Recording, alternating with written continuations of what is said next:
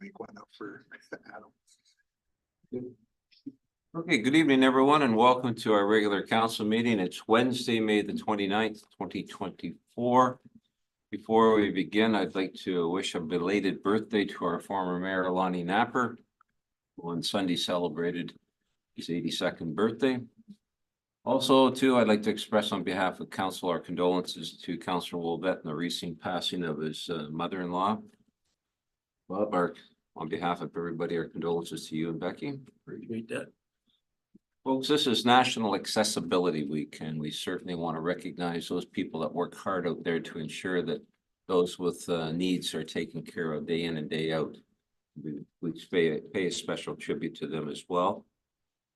This evening, we have a full agenda, including 3 drainage meetings, I believe, going in camera. So council, we'll keep things moving along this evening. I would remind everyone that this meeting is being recorded, broadcast on the town's YouTube site, so they're available for viewing at any time. We acknowledge that the land on which we are gathered today is part of the ancestral land of the Chippewa, the Ottawa, and the Potawatomi peoples, referred to collectively as the Anishinaabe. It is through the connection of the Anishinaabe with the spirit of the land, the water, and air that we recognize their unique cultures, traditions, and values.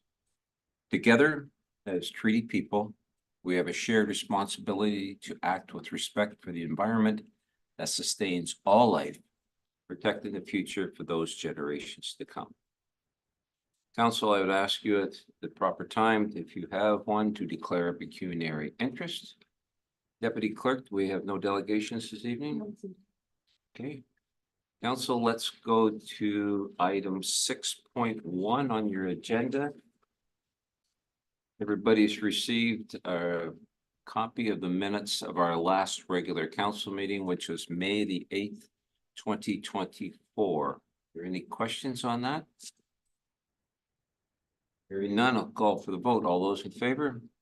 Carried. Sorry, I'm a little ahead of myself. That was moved by Councillor Basie and seconded by Deputy Mayor McEwen. I'll do the whole proper thing, that the minutes be adopted by council. Those confidential minutes of the closed sessions of council remain confidential and restricted public disclosure in accordance with the exemptions provided in the Municipal Freedom of Information Protection of Privacy Act. That vote passed. About that. Okay, council, let's go to item 6.2. I have a motion by Councillor Rodriguez, seconded by Councillor Van Claveren, that the minutes be adopted by council, and those confidential minutes of the closed sessions remain confidential and restricted from public disclosure in accordance with the exemptions provided in the Municipal Freedom of Information and Protection of Privacy Act. That would be our fire executive meeting minutes of March the 18th, 2024. Our special events committee meeting minutes of April the 8th, 2024. Our Wyoming Public Cemetery and Inactive Cemetery Committee meeting minutes of 11th of April, 2024. And the Parks and Recreation Committee meeting minutes of April 18th, 2024. And the Whiting Drain Court of Revision. Are there any questions from any of the chairs of those respective committees that are here? We have Councillor Wolbett, Councillor Basie, Councillor Van Claveren, and Councillor Bojan, the chair of those committees. Any questions? Hearing none, I'll call for the vote. All those in favor? Carried.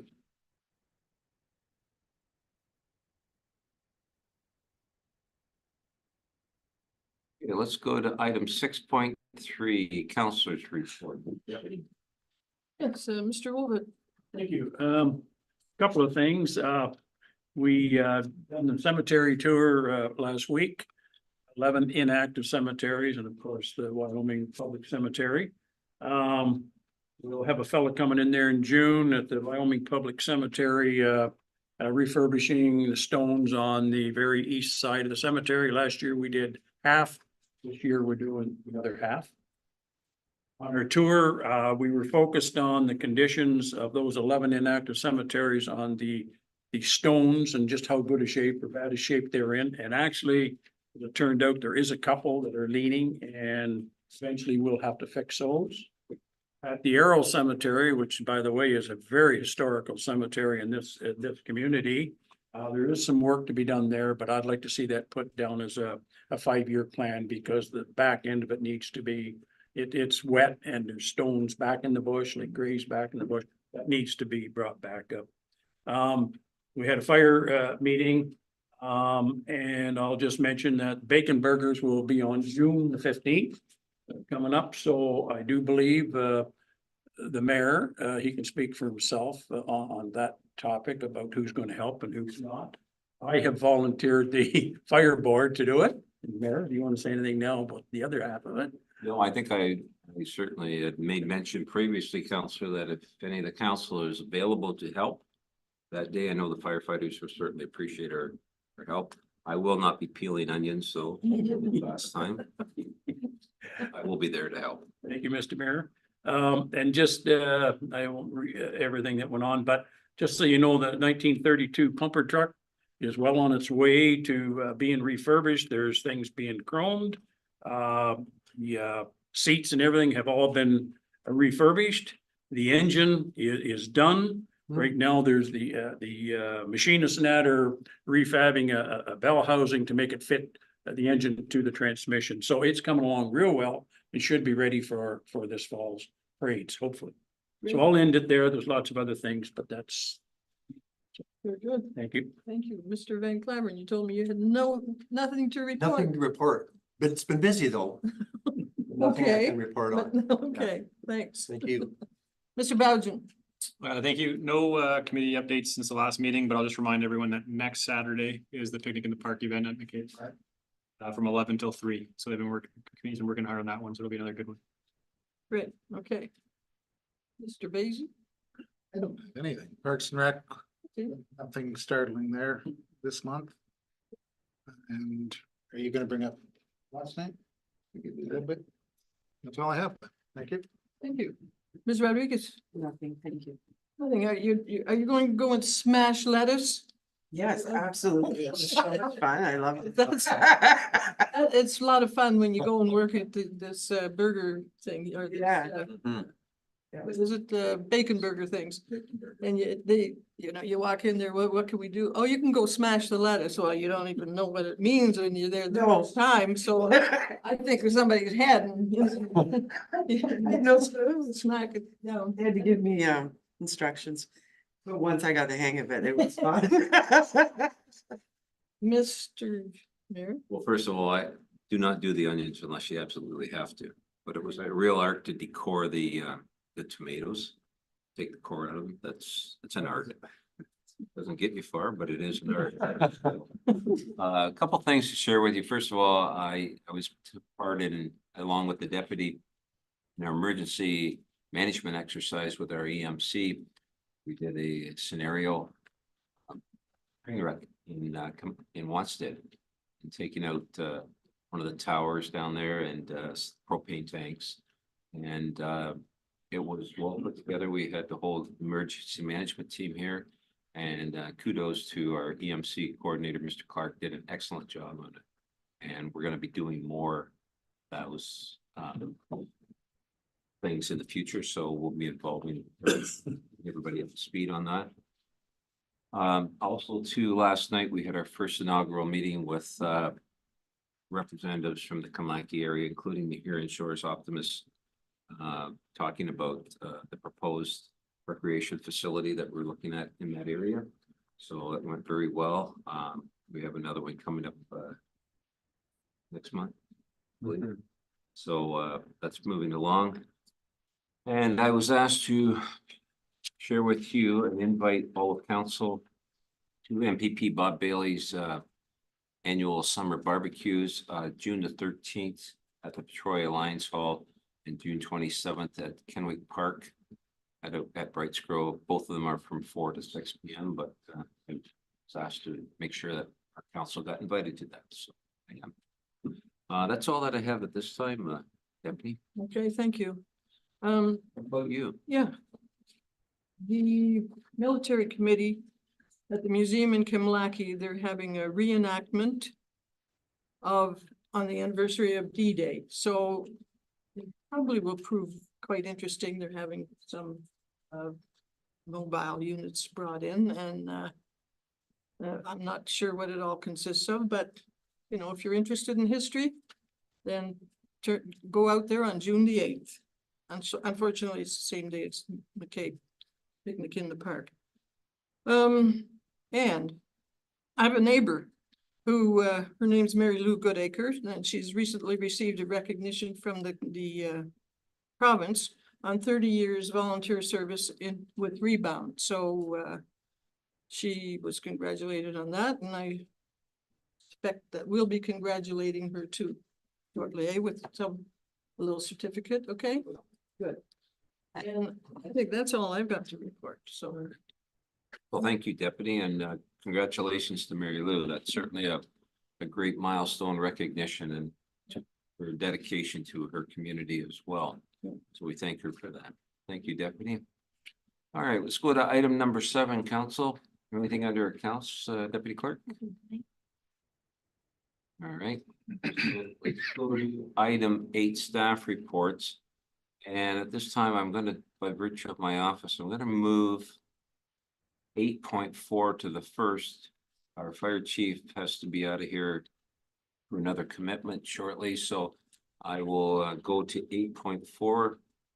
Your agenda, moved by Councillor Van Claveren, seconded by Deputy Mayor McEwen, that the report by Eric Campbell, Director of Fire and Emergency Services, dated May 14th, 2024, regarding the repeal of bylaw 28 of 2022, being a bylaw to authorize execution of an agreement between the town of Petrolia, town of Plympton-Wyoming, be received, and council repeal the bylaw 28 of 2022. Chief Campbell's here. If there's any further questions for that. Anything to my left, nothing to my right. Self-explanatory. All those in favor? Carried.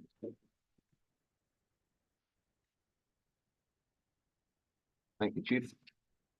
Good job. Okay, Council, let's go back to 8.1.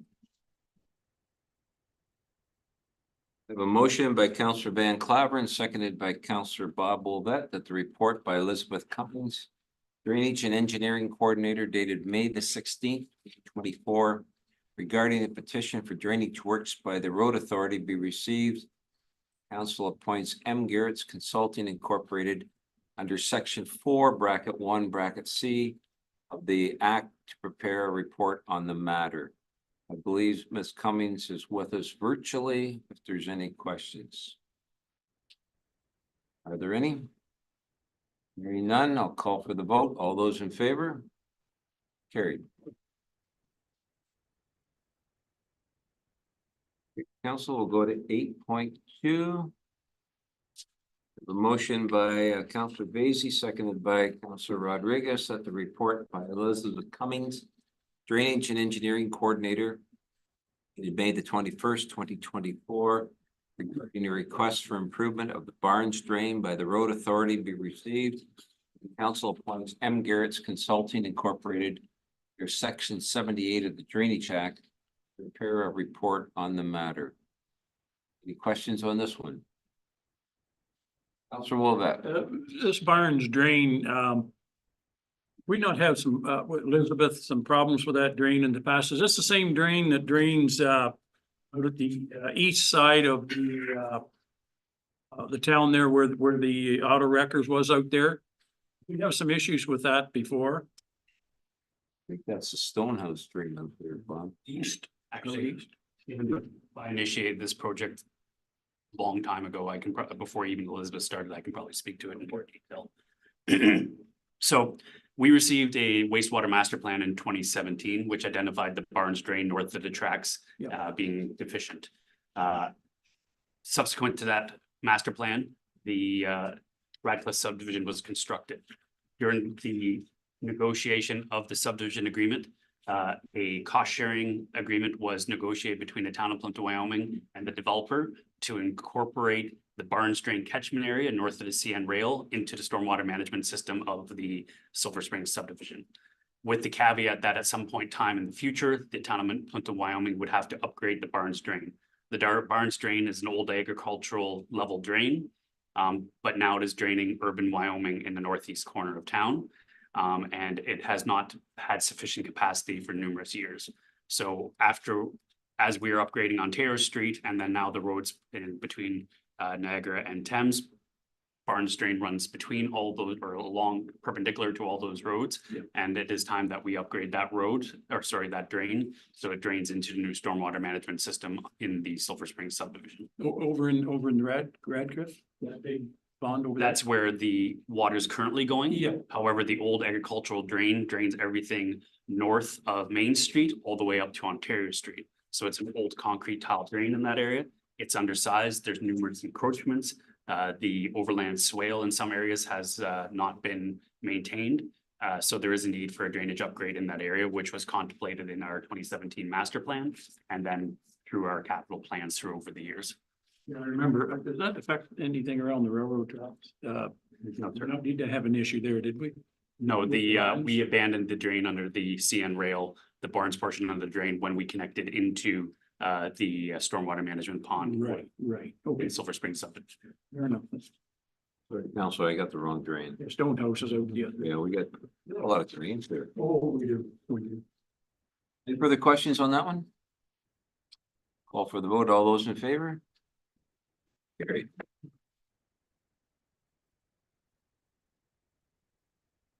Okay, let's go to 8.3.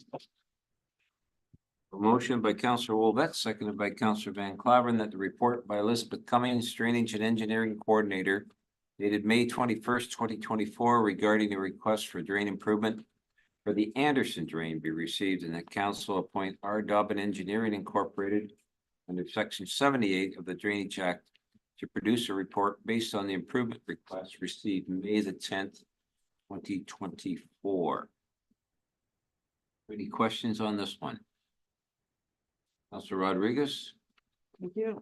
I don't have a question. Well, maybe I do. While I appreciate everything you said in the report, I mean, benefits are important and help retention and services are all important, because we all face it in the private industry too.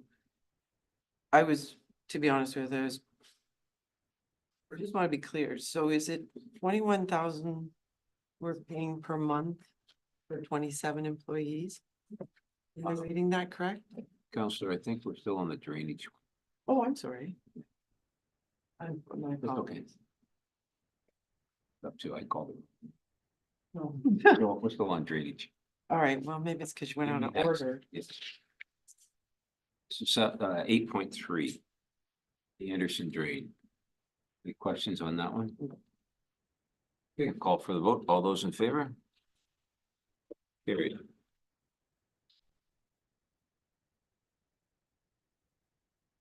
We did 8.4. We go to 8.5.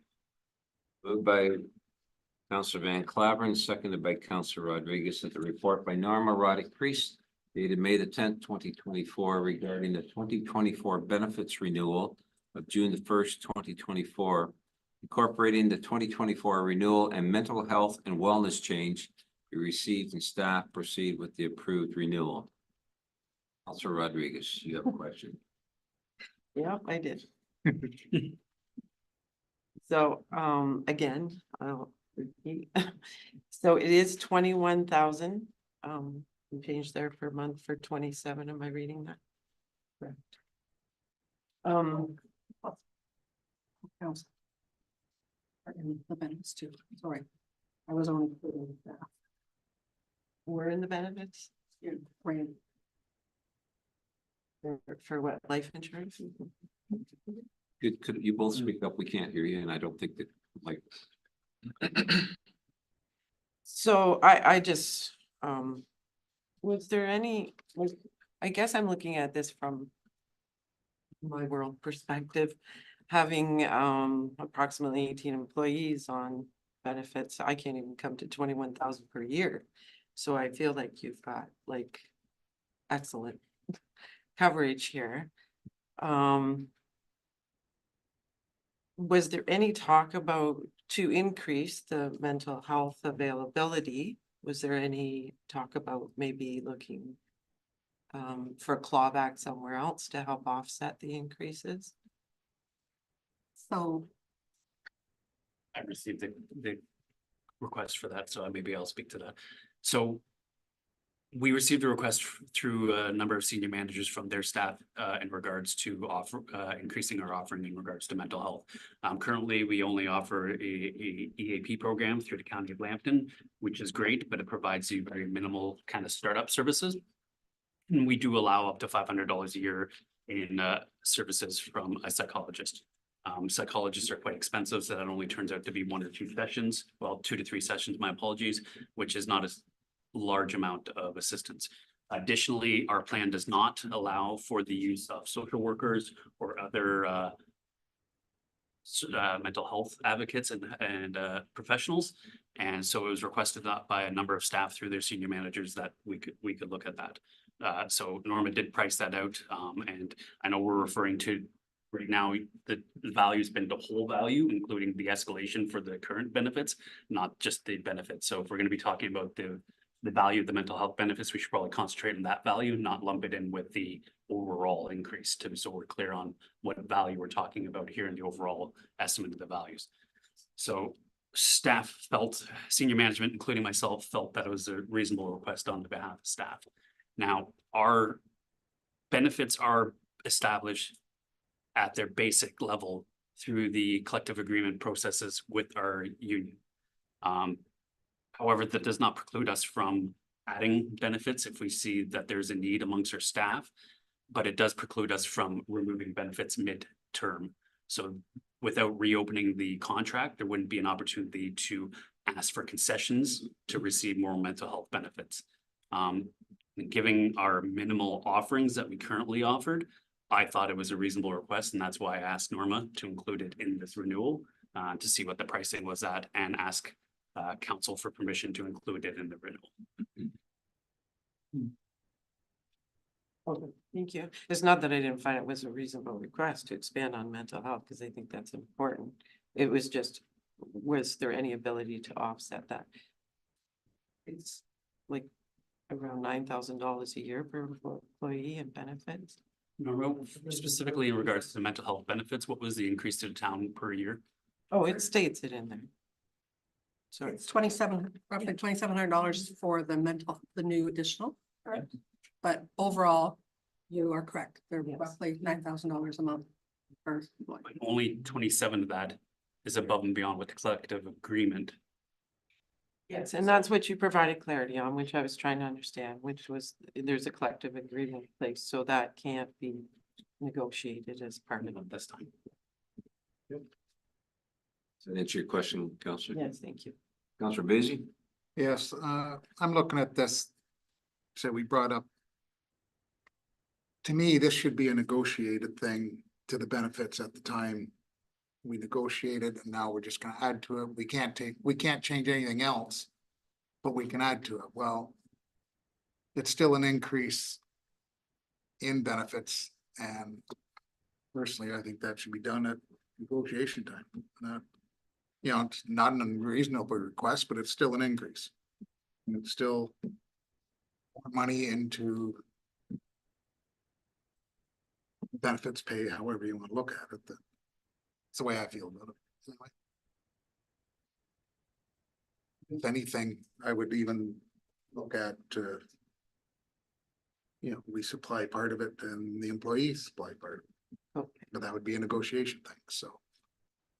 That's all. Councillor Bojan, and back to Councillor Rodriguez. It's just a clarification question. So, because I know we're part of the LAMP group to spread out and help. So is this addition or all the other groups adding something and that would help lower the cost, or this is just a standalone and we're paying higher because it's standalone? This is standalone. To add to ours. So they could probably do whatever they want to their policies as well. Yes. Thank you. Back to Councillor Rodriguez. Thank you. Because I forgot my notes, I missed my other question, but going back to what Councillor Vasey said. When is the term? I think you said your midterm. When does this? We'll be a year into the collective agreement. Oh, so there's how many? It's a 4.5 year agreement. So it would be it would end January or December 31st of 2027. So then my other question I initially wanted to ask too was about this grouping. You have a certain set of jurisdictions here that you're grouping in with.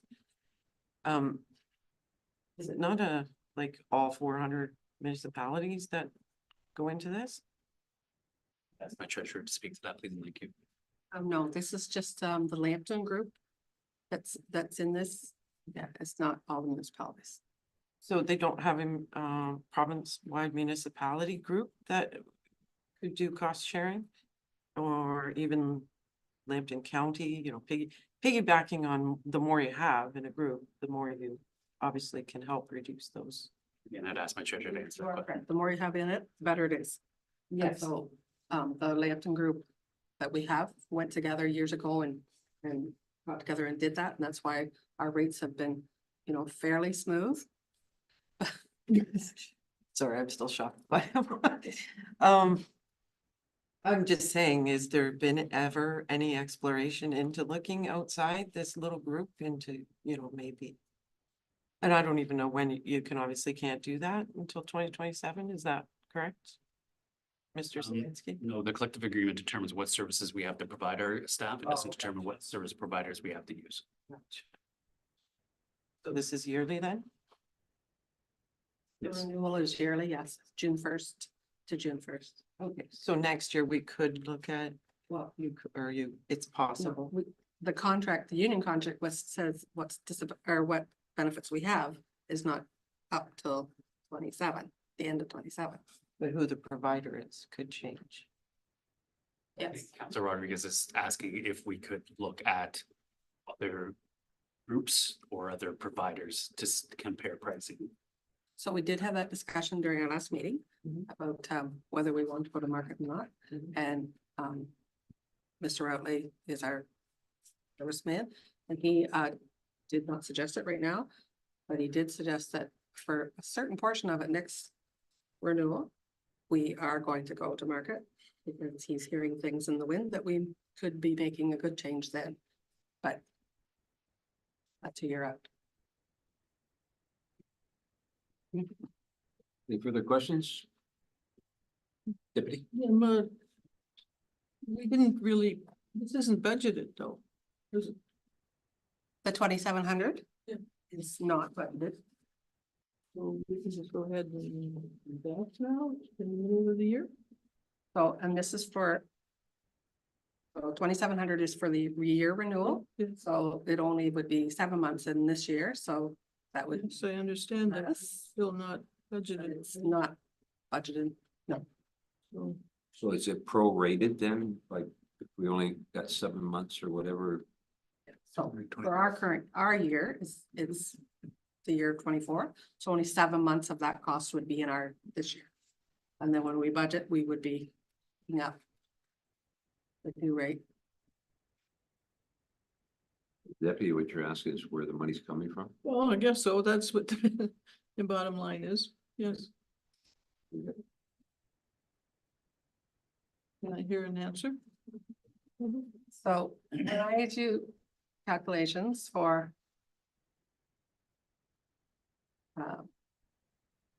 our staff, payroll and benefits, I use a percentage for benefits. And hopefully in that calculation, because I know the renewal is gonna be in the middle of the year, which is, I don't know what that renewal will be. I always add a certain percentage to that, and I'm hoping that that's covering all of this. So, but it doesn't.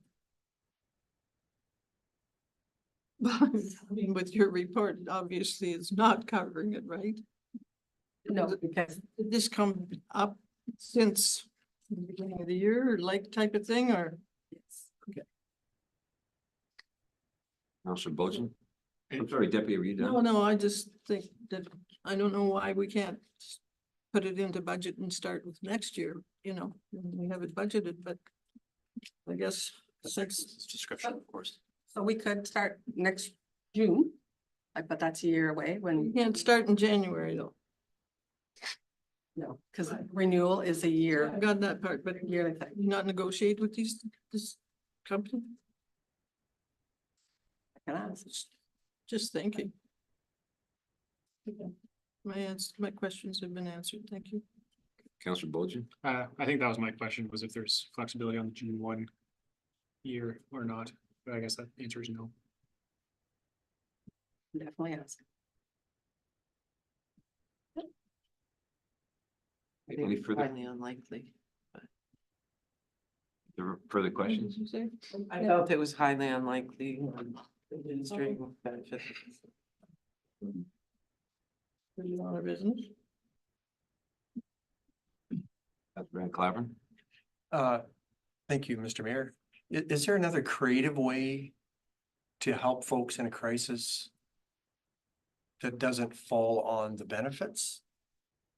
I mean, we still run into the same dynamic when it comes to the budget.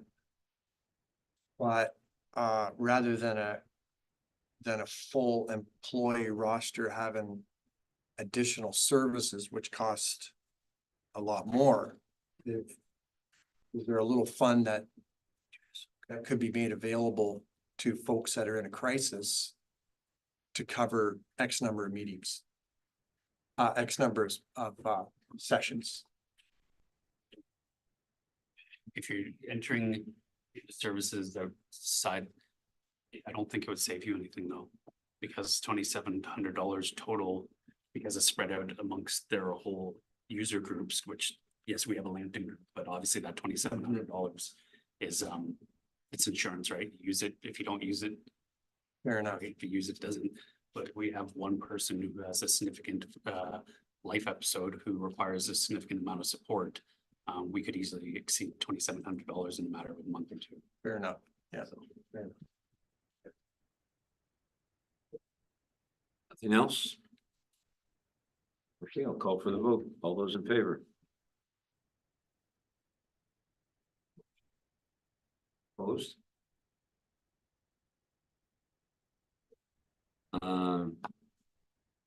Let's do that again. I didn't tell her that. I think it's defeated. Yes, sir.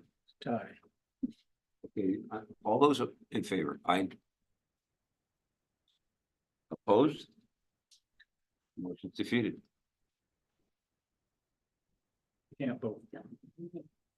So we need some clarification, given the motion at hand failed.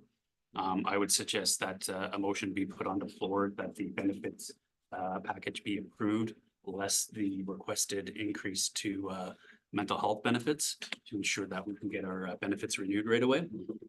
Additionally, another motion directing staff to either incorporate additional mental health benefits into future collective agreement negotiations or into a future budget for further consideration would be some of the options that I heard from council tonight. Yes.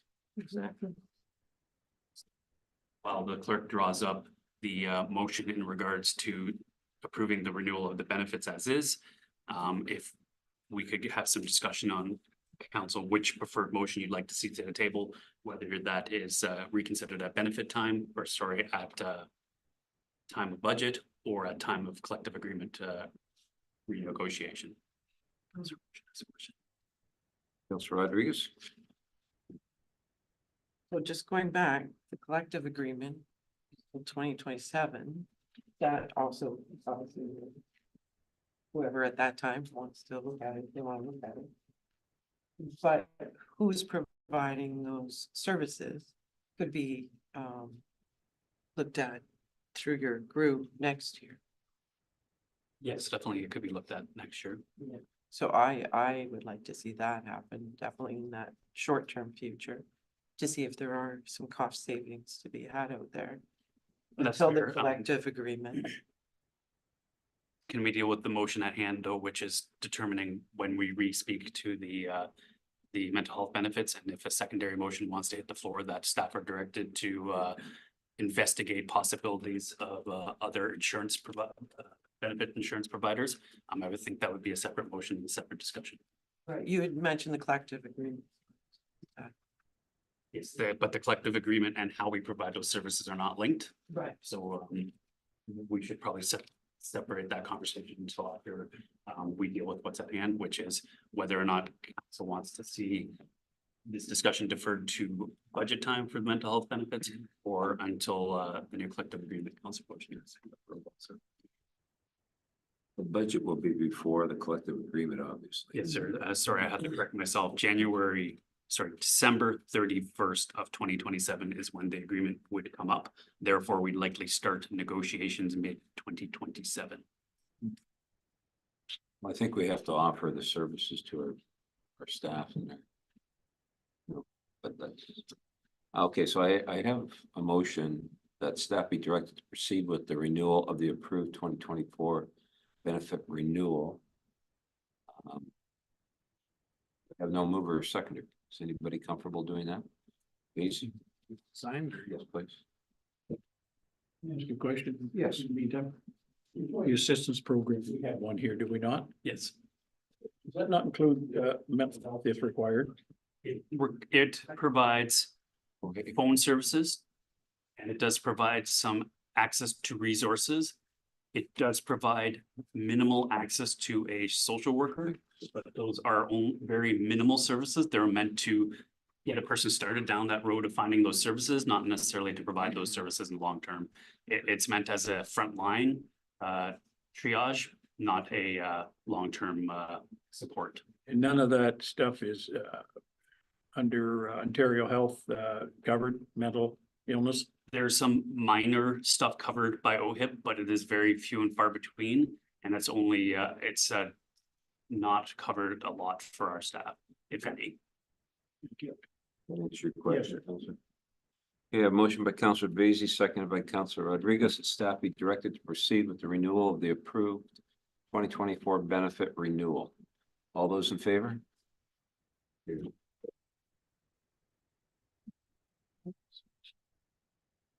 Counselor Bolgen?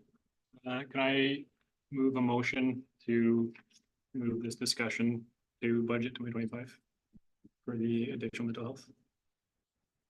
Okay. Need a seconder for Counselor Bolgen's motion. Counselor Wolvett?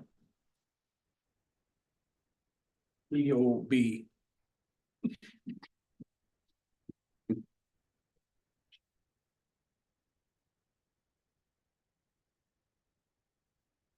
What a month it'll do, right?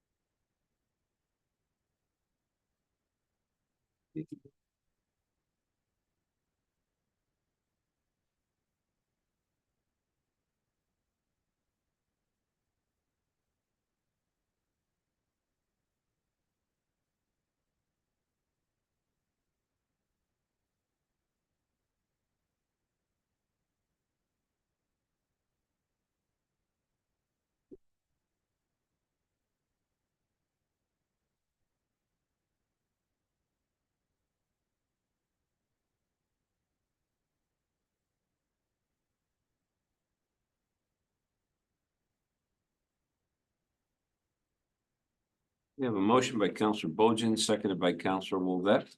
Council reconsider mental health and wellness benefits for staff with the 2025 budget. Counselor Bolgen, does that cover what you're looking for? Counselor Wolvett, you okay with that? Yes, sir. Okay, I'll call for the vote. All those in favor? Carried. Thank you, Council. Okay, let's go to item number 8.6.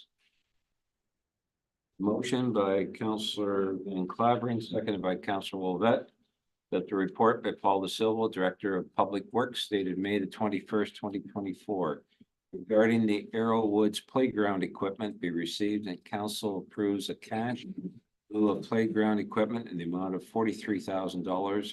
And additional funding be allocated in the 2025 capital budget. Construct a new playground with the Arrow Woods subdivision to a higher level of service. Mr. De Silva is here as well as our chair from our Parks Board. This did go to the Parks Board, did it not, Mr. Vacy? Okay. Any questions on this one, council? Hearing none, I'll call for the vote. All those in favor? Carried.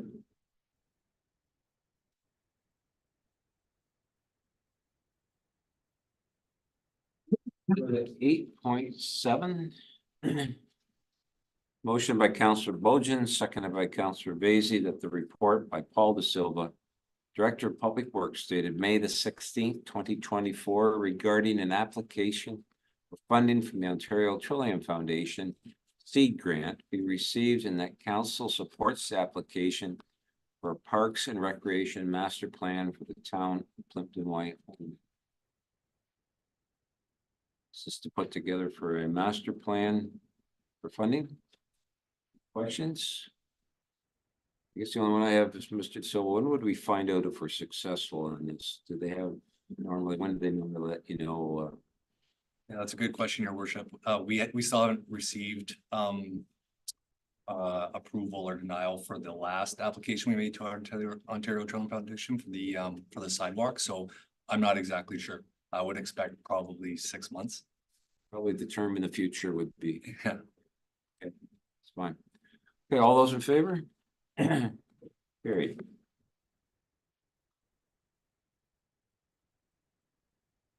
Okay, 8.8. Moved by Deputy Mayor McEwen, seconded by Councillor Vacy, that the report by Paul De Silva, Director of Public Works, dated May the 16th, 2024, regarding the Hillsborough Road Bridge rehabilitation be received, and that the proposal from BM Ross and Associates in the amount of $189,000 plus HST to perform detailed design and construction administration for the Hillsborough Road be accepted, and that bylaw 62 of 2024 be taken as having been read 3 times, finally passed, and the mayor and clerk be authorized to sign the said bylaw accordingly. Is there any questions on this one? Councillor Bojan. Thank you. I just have one quick question. Going the rehab route versus replacement. I know it's a low traffic road. I'm assuming a lot of cross it. So is that 30 to 50 year life expectancy for the rehab options? Consideration larger farm equipment, not just regular traffic. Yeah, through Your Worship. Yes, it does. Thank you. Any other further questions? Okay, I'll call for the vote. All those in favor? Carried.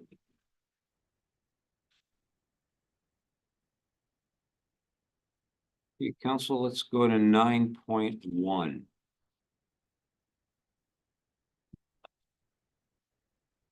I have a motion by Councillor Van Claveren, seconded by Councillor Wolvette, bylaw 35 of 2024. The Whiting Drain being a bylaw to provide for drainage works, town of Plympton, Wyoming, in the county of Lambton, be taken as having been read a 3rd time and finally passed on this 29th day of May, 2024. The mayor and clerk be authorized to sign said bylaw accordingly. Any questions on this one? Those in favor? Carried.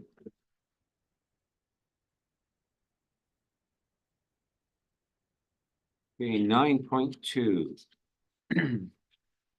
Moved by Deputy Mayor McEwen, seconded by Councillor Rodriguez, that bylaw 64 of 2024 being a bylaw to authorize the execution of an agreement between the Inn of the Good Shepherd and the town of Plympton, Wyoming, for the use of public facilities, mobile food market, be approved and taken as having been read 3 times. The mayor and clerk be authorized to sign the said bylaw accordingly. Council, this is just a renewal. I believe we've done this in the past, which is good for us to do. Yes. They're asking for a 3-year term this time, just so everyone's aware. It was 1 year previously. But the agreement worked well for both sides, we felt, so we were comfortable. Don't Any problems, you, council? All those in favor? Carried. Thank you, Deputy.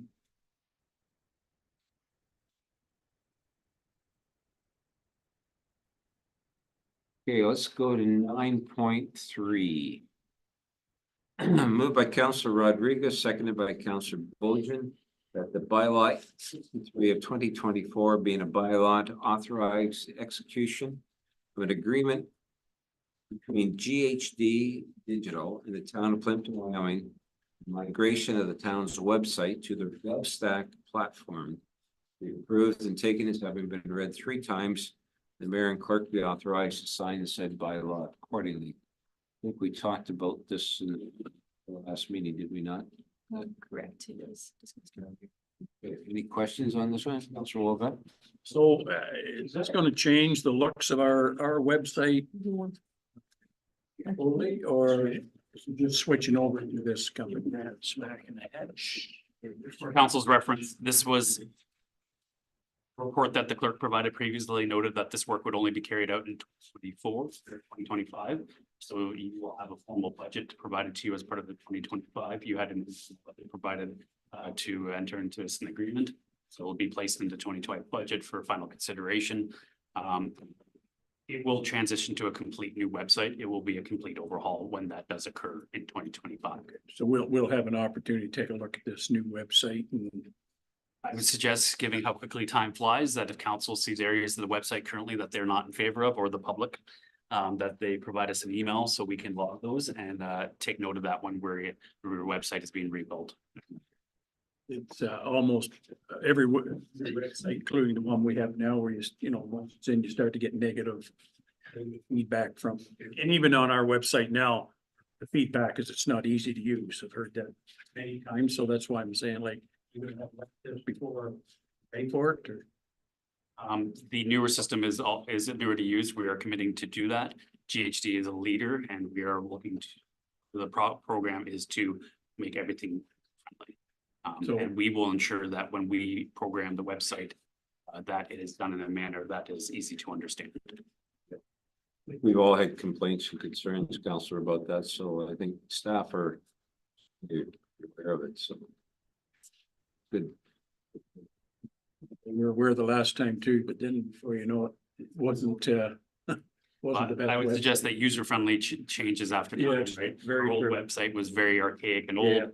Our new website was nice and flashy for 2 years and now it's archaic and old as well. Yep, very true, very true. Thank you, sir. Any further questions?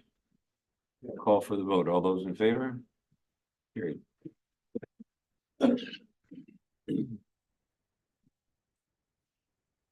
So let's go to 9.4.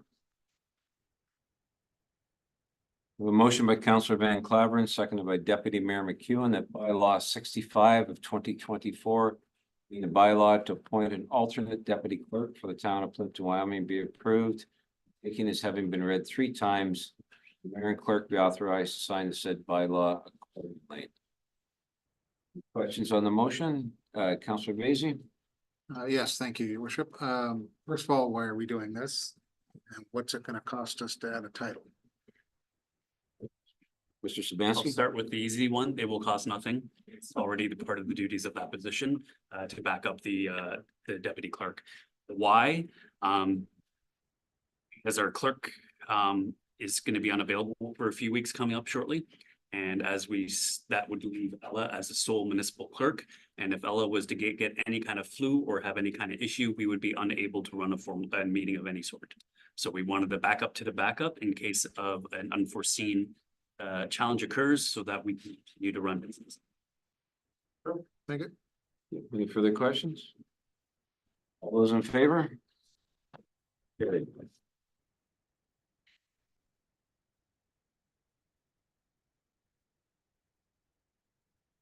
Any correspondence, 10.1.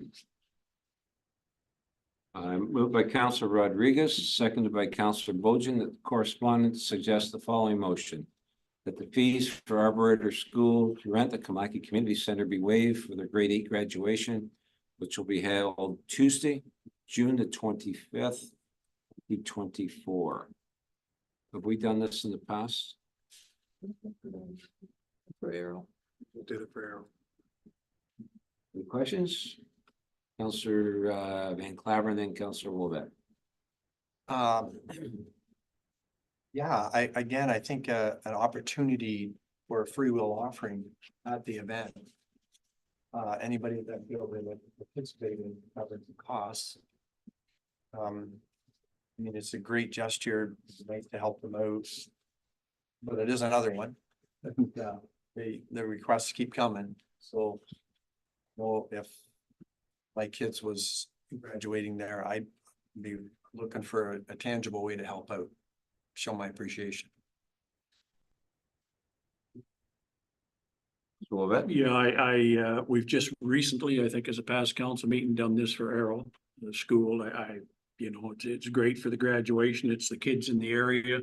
I don't think it's a bad thing to do at minimal costs, although I will say that, you know, as they start coming in wanting fees waived, we're now starting to get them at a fairly hefty pace. And once you give it to one, it's hard to refuse the next. But I do think it's a good gesture for the graduation, so I will support this one. I think it's something we need to talk about here in the future because these waivers are coming in fast and furious. So needs to be dealt with. Any further questions? Good. Call for the vote. All those in favor? Carried.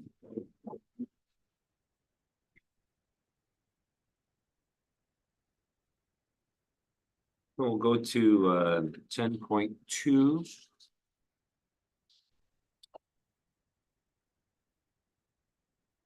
There is no motion on that. We received a letter from Kathy Hill. An standing water issue at Hillcrest Heights. Mr. De Silva, has staff had an opportunity to look at this? Yes, thank you, your worship. We have had a chance to look at it. I have been in contact with Ms. Hill to address the concerns. I have also been in contact with ExecuLink. Unfortunately, they're not returning my emails at the moment. We're gonna ask them to fix this. If we don't get any traction with them in the coming weeks, then we'll have to look after it ourselves. But either way, her concerns will be addressed by staff. We've notified her of that. Questions from council? Okay, thank you, Mr. De Silva, for following up on that. Okay, we're gonna go to 10.3. The motion by Councilor Bojan, seconded by Councilor Rodriguez. Council suggests the following motion that the correspondence submitted by the Plympton-Wyoming Agricultural Society Tractor Pull Committee be received. The Plympton-Wyoming Agricultural Society's tractor pull be declared as a municipally significant event in accordance with the regulation for a special occasion permit by the Alcohol and Gaming Commission of Ontario. And allow the use of equipment to assist with the event. Is this one that we've done in the past? Are there any questions on this? I'll call for the vote. All those in favor? Carried. Okay, council, this time I'm going to take us to a recess because we have three drainage meetings, I believe, Councillor McClaveren, coming up. So I'll give you some time. You'll be waiting for your engineers to come in as well. You have all your motions signed. Okay. So do you need everybody for these ones? All right, so I guess council, we've got 7 minutes before 6 o'clock, so if you want to take a personal break, that would be a good opportunity. And we'll return for training.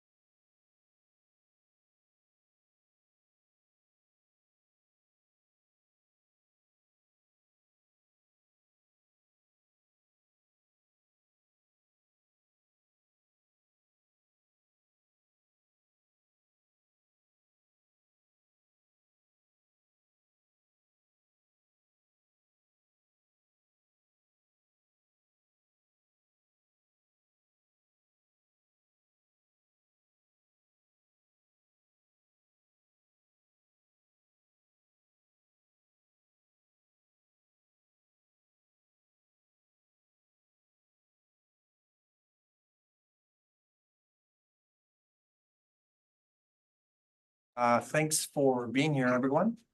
I will kindly call this meeting to order. I'm John Van Claveren, Chair of the Drainage Committee. Good afternoon and a sincere welcome to all of you for participating.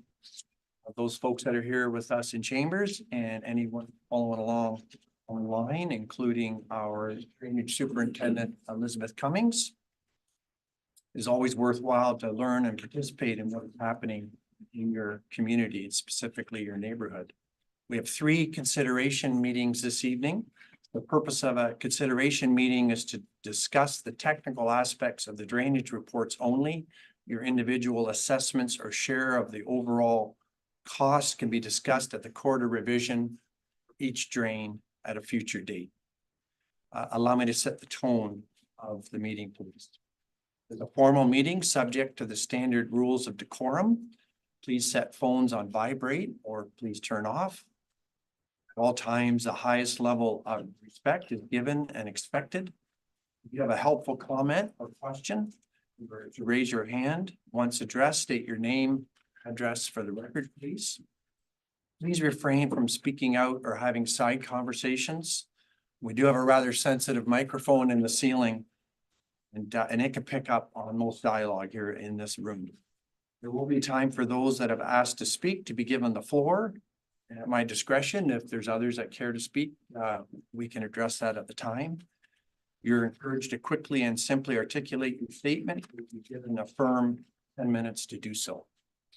At all times, again, the highest level of respect given and expected. In the event disrespect is blatant, I do have the discretion to close the exchange.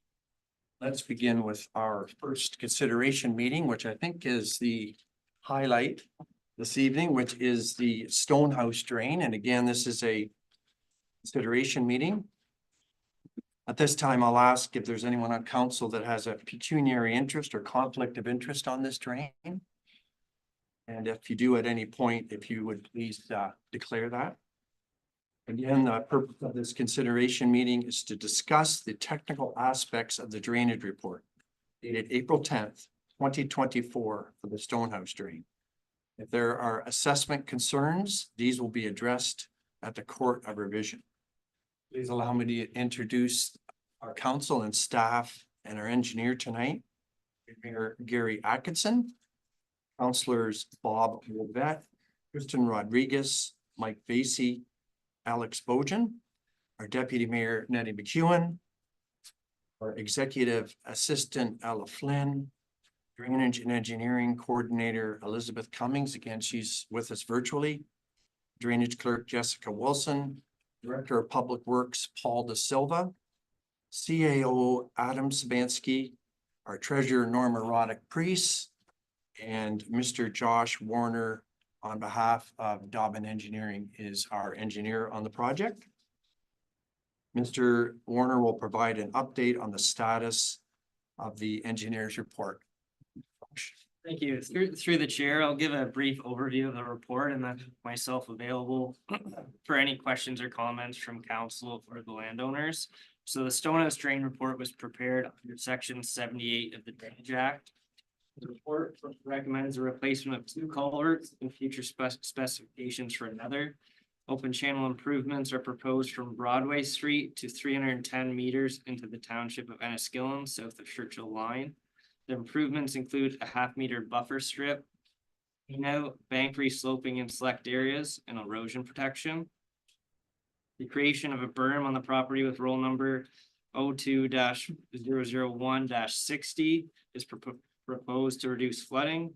There's proposed flushing and videoing of the lower end of the storm sewer portion of the drain, as this section has standing water due to the open channel elevations. New maintenance schedules have also been included in the report for the open and closed portions of the drain.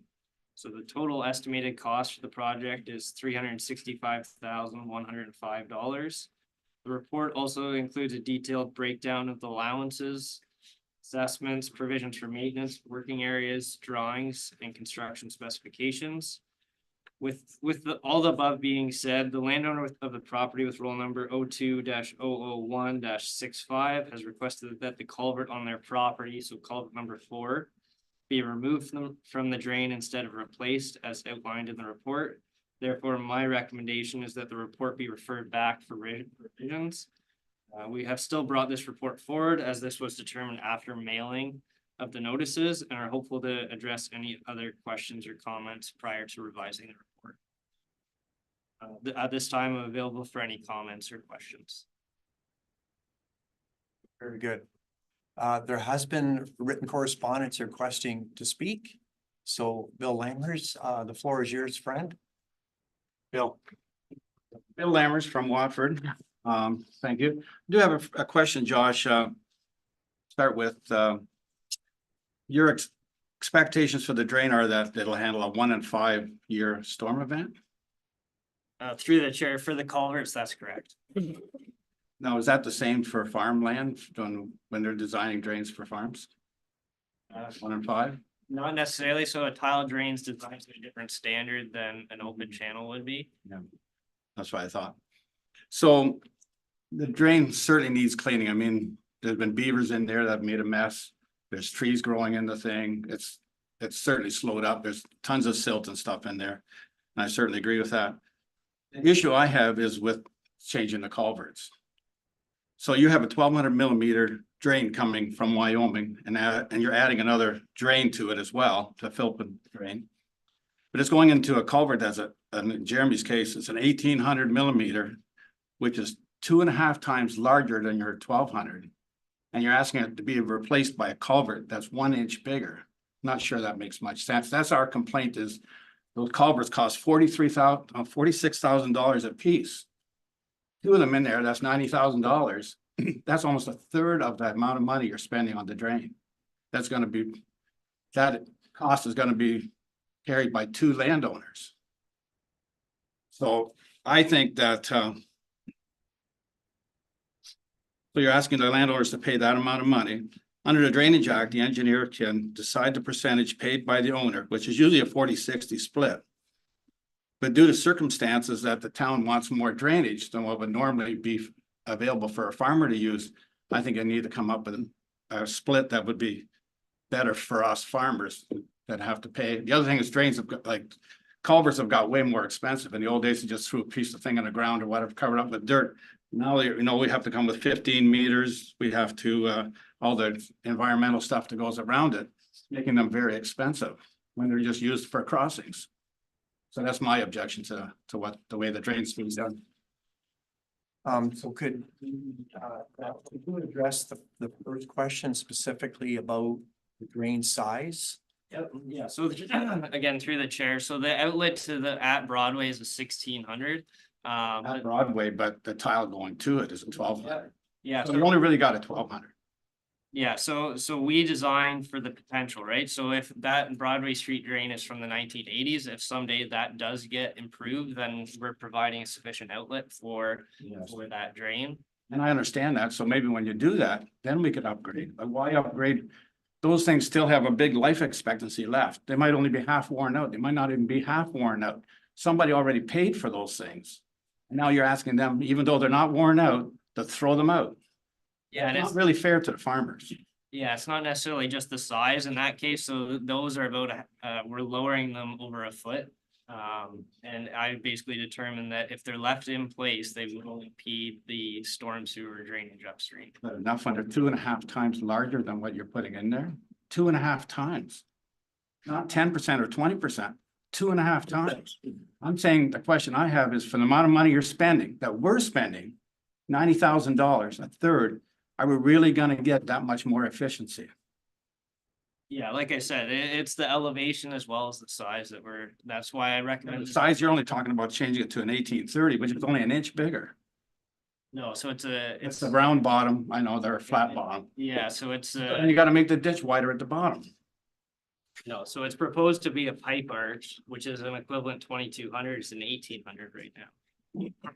You said 1830 in there, whatever. Yeah, it's a large thing. It's never caused that water to back up. It's all caused farther down the stream. I think that for us, the best would be is you clean it up, see what it looks like. And when you go to upgrade your 1,200 to something bigger, then and when they're worn out, They're not worn out. So why should we pay to replace something because you want something bigger?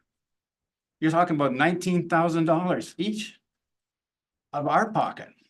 So you can have maybe a little quicker drain, maybe. That's all I got. Thanks, John.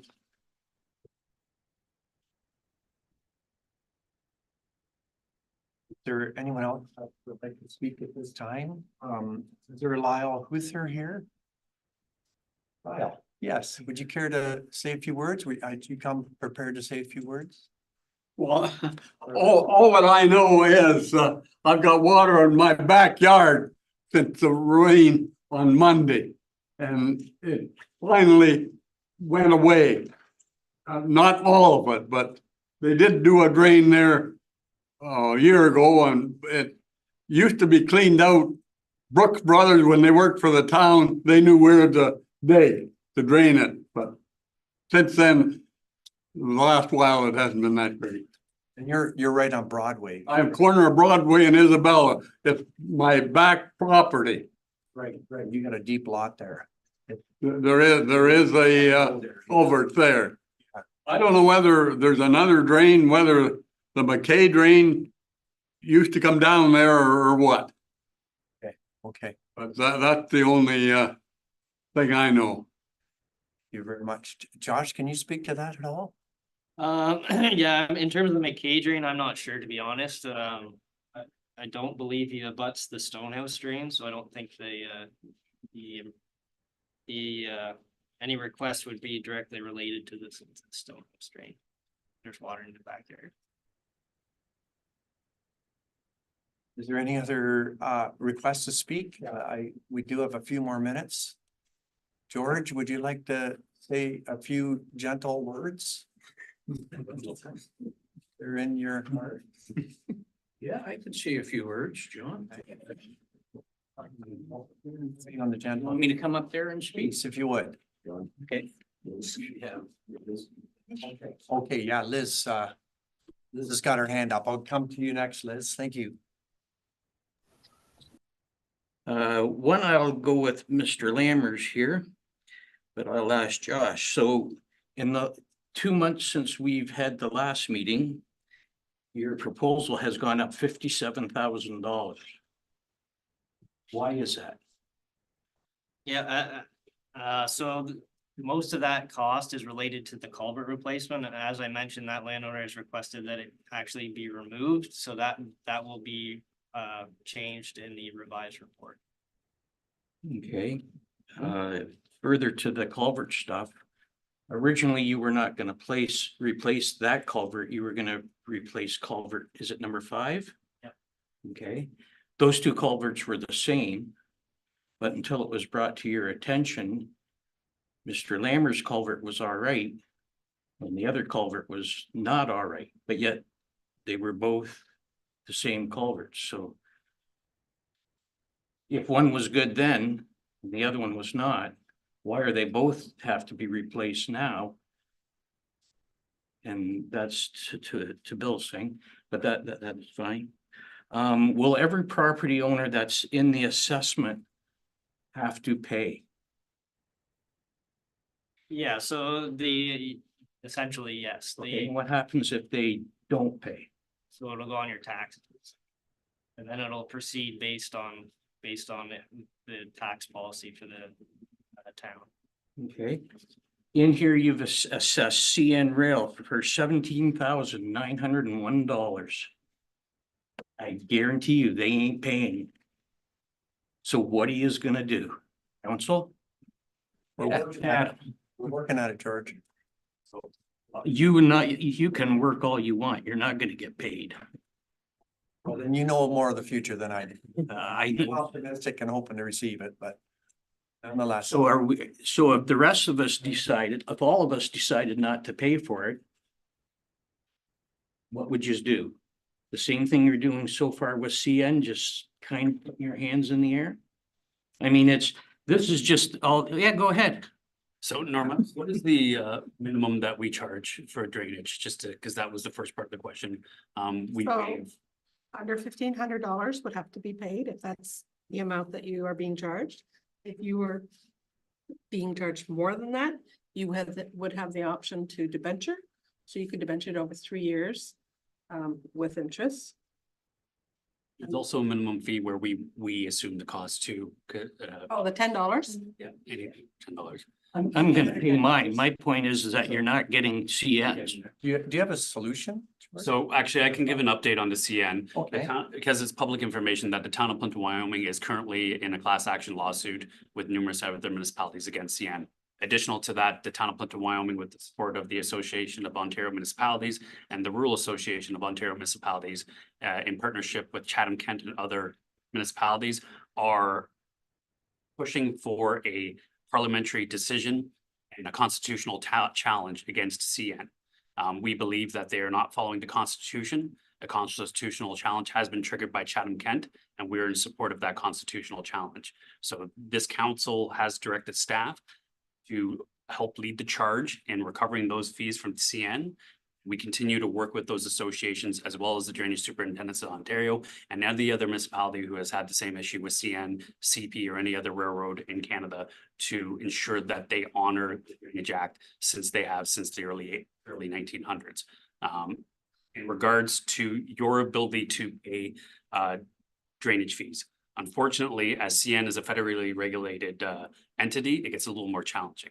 Unfortunately, property owners are subject to the Municipal Act in Ontario. The Municipal Act is a municipality, the authority to put any unpaid servicing costs onto your taxes and as taxes.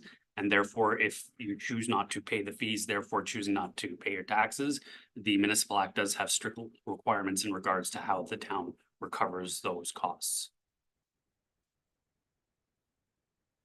Okay, and if in the future Enniskillen decides to clean out their portion of the Stonehouse drain, do we all get assessed for that again?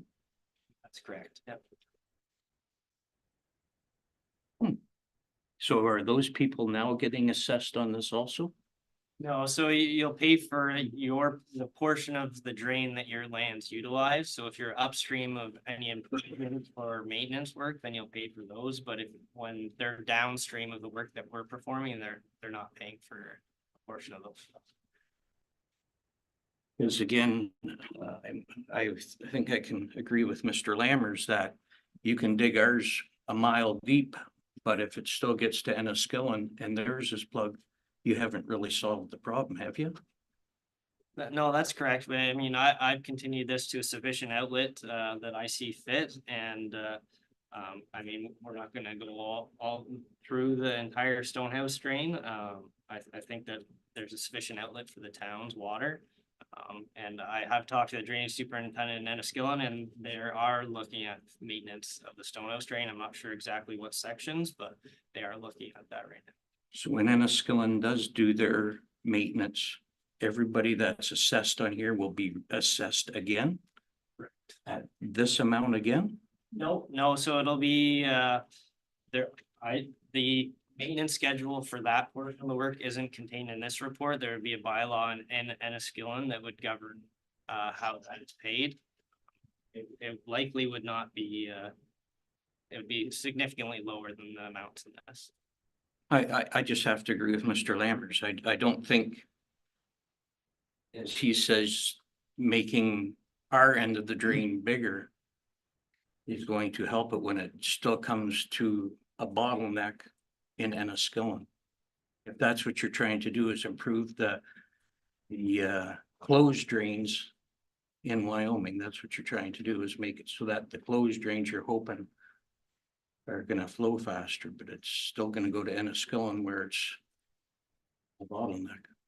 And it's, if you go down there, and I'm sure you've been through Enniskillen's, their ditches are probably worse than ours. Or not. I wouldn't say they're worse, they're comparable for sure.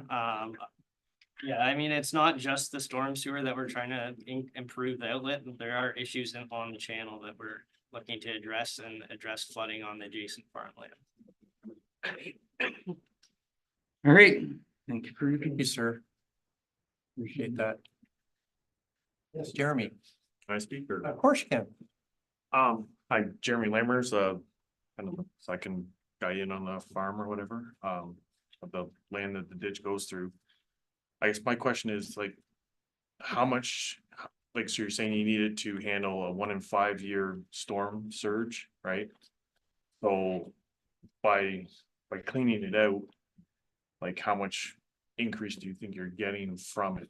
I mean, like right now with all the, I mean, trees and silt and everything else in there, like if you were just to go through, clean the ditch out, I mean, I'd feel like you'd probably increase your flow by 3-4 times. And I mean, as of right now, that ditch, I mean, with that 7-inch rain that happened, like the ditch was never the problem. So, you know, I see what I'm saying, like it doesn't really, and the culverts were never the problem anyways, because they were never, I've never in my life seen those culverts create a restriction that like causes it to back up. Normally what happens is like, because the culvert, like, you know, the culverts sit up plenty high and the ditches isn't, it's not a consistent ditch all the way through, it'll break the banks like quite easily. So even, I feel like even if you drop it down a foot and possibly put the other larger bottom culverts in, I feel like they won't be utilized to the extent that you want it to be. And I feel like the water will still break the bank and flow across Johnson's field and then cross mine. And then, I mean, your 5-year storms, I mean, they, like, I don't feel like spending the extra $100,000 on culverts and stuff I don't feel like you're gonna gain the benefit of the dollar from it. And you're only gain a small percentage, you know what I mean? Like, kind of, I guess, what I'm seeing. Like that's why I kind of agree with my dad. If you just clean it out and see if that solves the problem, why spend extra money that, I mean, the town doesn't have and the rest of us don't have. So through the chair, so my responsibility is to bring the water to a sufficient outlet. So I feel that upgrading those culverts and replacing those culverts or removing them in your case, will provide a sufficient outlet for upstream lands. Right now, I feel that they're impeding the storm sewer drainage within the town. Yeah, and that's what, like, I mean, I've been out there when it's raining like inches and it just, I mean, even right now, there's no restriction now, even though with the ditch being as plugged as it is, you know, I mean, it just comes out and goes out of the field. And so that's what I mean is like, we're not a restriction as of right now. When we had that 7-inch rain, it was, the town was the problem, like not even the ditch at that point, and the ditch was still plugged at that point too, so. Yeah, and that's part of one of the things we're looking to alleviate is with this is the flooding of the banks. That's why we're deepening the drain and putting a pipe arch in. We're gonna try to keep that water within the drainage system rather than overtopping the banks. We're building a berm on one of the properties to alleviate that as well. Yeah, I've seen it many times in many fields that it doesn't matter how high your banks are, like it's still going in there, like. Yeah, it's not gonna handle every storm event, but certainly looking to increase the number of storm events that it does handle. Yeah, so I guess that's kind of, you know, so spending whatever $20,000 to clean the ditch out, I mean, you get 4 times your flow or whatever, you know, I mean, like, I don't, you know, you guys don't really have a number as to how much, like, you have an expectation that you're wanting to get like more flow, but like how much more flow are you wanting, or how much more flow are you like hoping to? Like you said, the culverts are for like a future thing, and if the culverts get worn out possibly by the time by the future expansion happens or whatever. Potentially, like I said, we have to design to provide them with a sufficient outlet. Right now, I feel like that is blocked with those culverts. Yeah, and I kind of strongly disagree. Like it's, as of right now, like I've been out there after, I mean, like the ditch, like it fills up quick and then it disappears like relatively quickly. Like it doesn't, like you never see water sitting in the driveway or anything.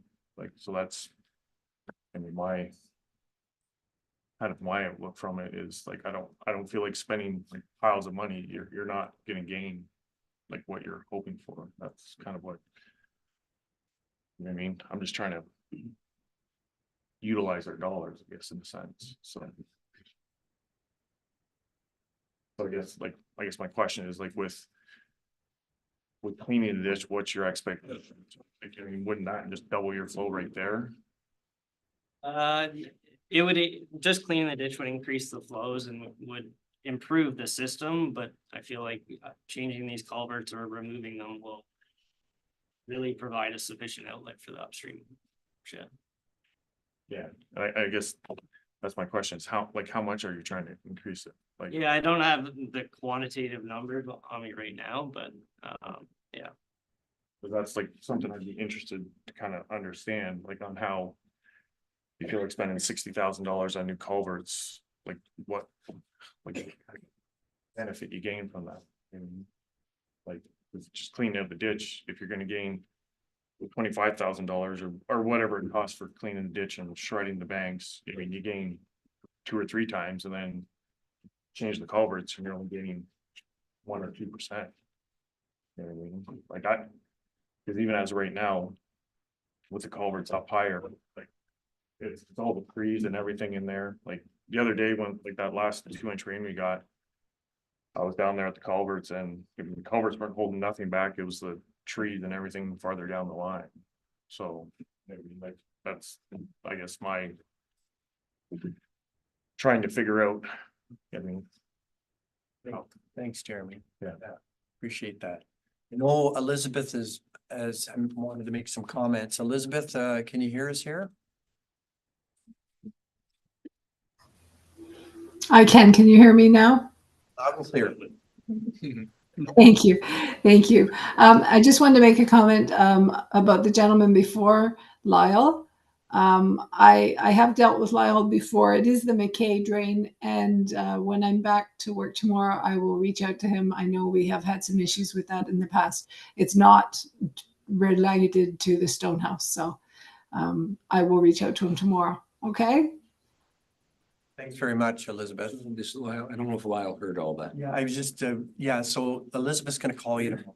Well, that's fine, as long as it's before maybe 10:30. Or 10:30. Okay. That's great. Thank you. Is there any other questions from? Yes, sir. Quick question. You can answer, call it right from there if you call. This is fine. So Josh, you're saying about the sizes are not proper. What is the size of the Barnes drain? If the Barnes drain goes into the Stonehouse drain, correct? No, the Broadway Street drain. According to this, the Barnes drain, you've got it all outlined in blue in it. Oh, sorry, that section of it. Yes, it does. What is the size of the Barnes drain? In that section, I'm not sure off the top of my head. What is the size of the drain on the east side of Broadway Street? Of the Stonehouse drain? Like the Broadway Street drain? Is there such a, okay, the Broadway Street drain, sorry, yeah. But we're talking, Referring to the Toronto Street drain. we're talking about the drain that starts at the church. It's on the east side by Jack Doopy's house. Yeah, so that's the Broadway Street drain. What is the size of the drain on that side? It's a 1,600 into the Stonehouse drain, but it's a 1,200 upstream of that.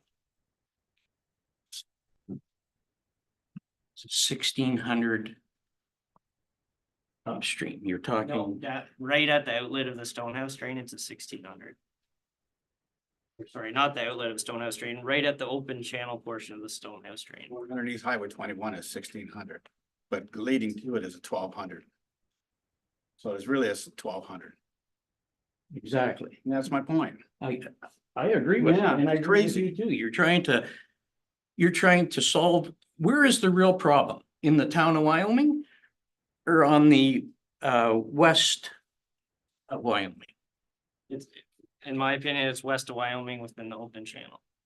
So all these other people that you're assessing, they don't have a water problem. It's all us guys out there that have the water problem. That in the open portion, we have the water problem? I'm not saying that your property has the problem, but the channel within your property is not servicing the upstream lands as it should. Well, all these people's property is not getting serviced properly because the open channel is not proper. Correct, yeah, and I can't speak to the individual issues on properties, but I need to provide sufficient outlet How through the stone. many of these people sitting here have water problems versus us? I guess Lyle does, but he's not hooked into it apparently. Any of the other people have problems with that? I think there are some issues on the end of Nettie's Way, which is right across from Jack Doopie's place. They can't get house insurance because they've been flooded out twice. Yeah, I get, and those those aren't related to the Stonehouse drain, or they may not be.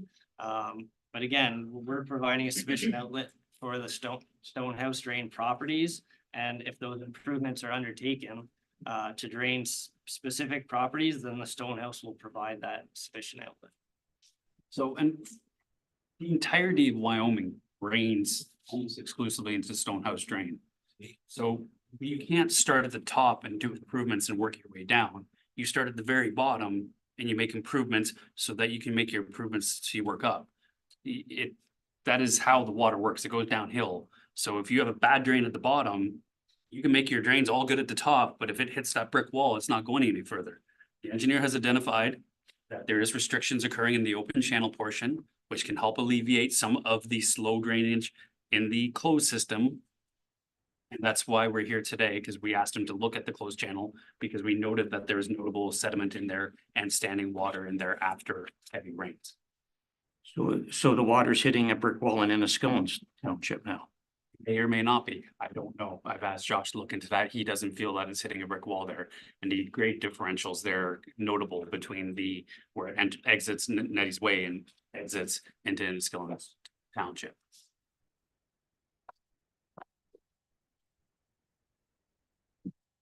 George?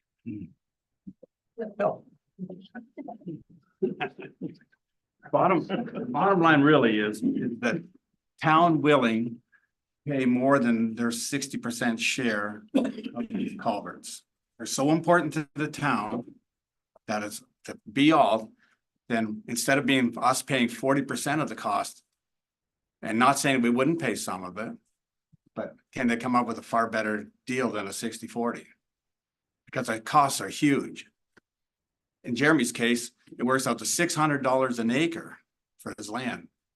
He might as well sell the place. It's almost coming to that. It's just, seems like when it comes to money, people don't worry about other people's money, but you know, if it was a 70-30, an 80-20, like make it so it's workable.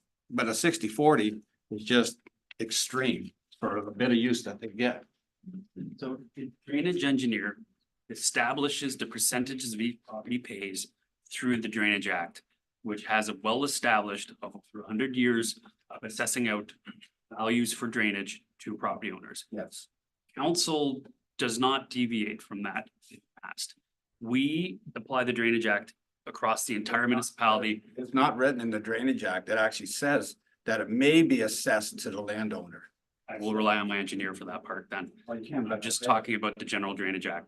We utilize the Drainage Act for the entire municipality, whether you are rural, urban, or otherwise. Because farmers have to pay into the Drainage Act, that's how they're getting their tiles. That is why we use the Drainage Act for both urban and rural to ensure that we're trading urban citizens and rural citizens the same.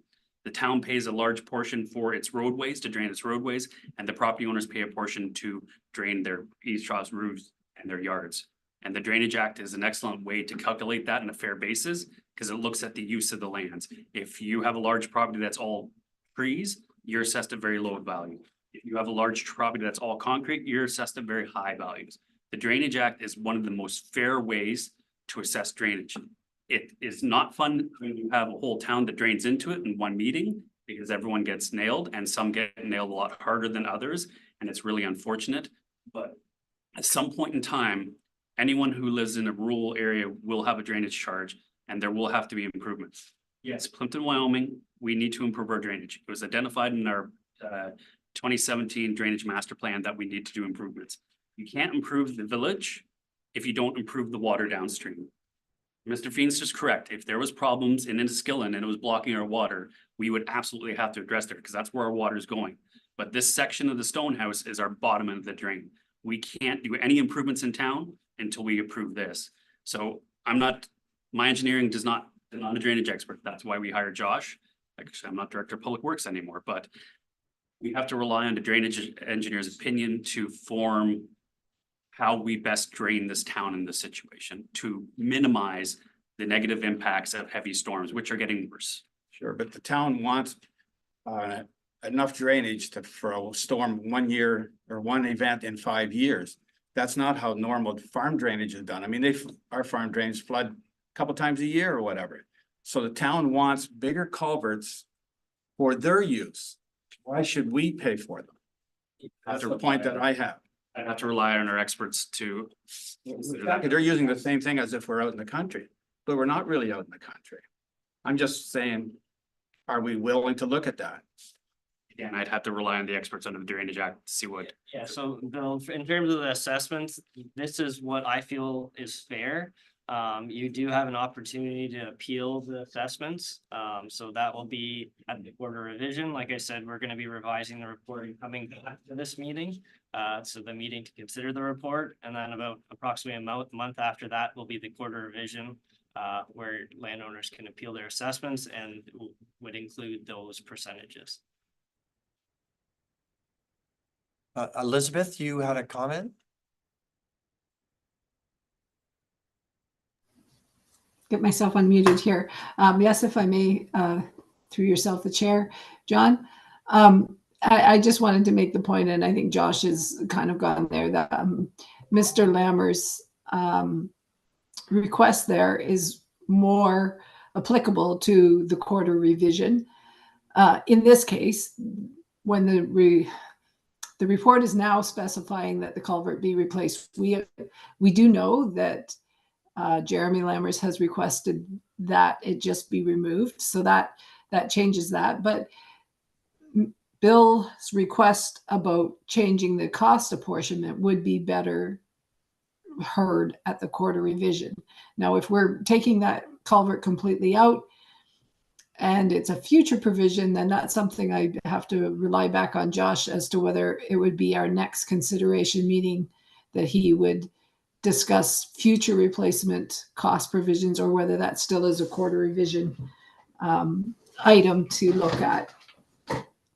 But the point for tonight is that this isn't a conversation for this meeting. It's for next meeting, really. Yeah, that's correct. And then the future assessments, I believe would be best dealt with at the quarter revision as well. Yeah. Is that the question? Yeah, Jeremy.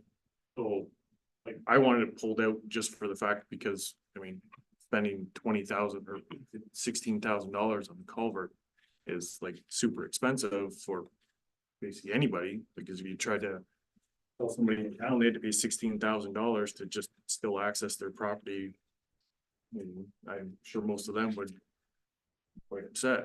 So, you know, That's why Jeremy pulled it out, because he can't afford it. But if you guys can come up with something better, then he's gonna leave it in there. Yeah, I mean, I looked at it and either, yeah, it needs to be. First of all, you didn't even want to change it.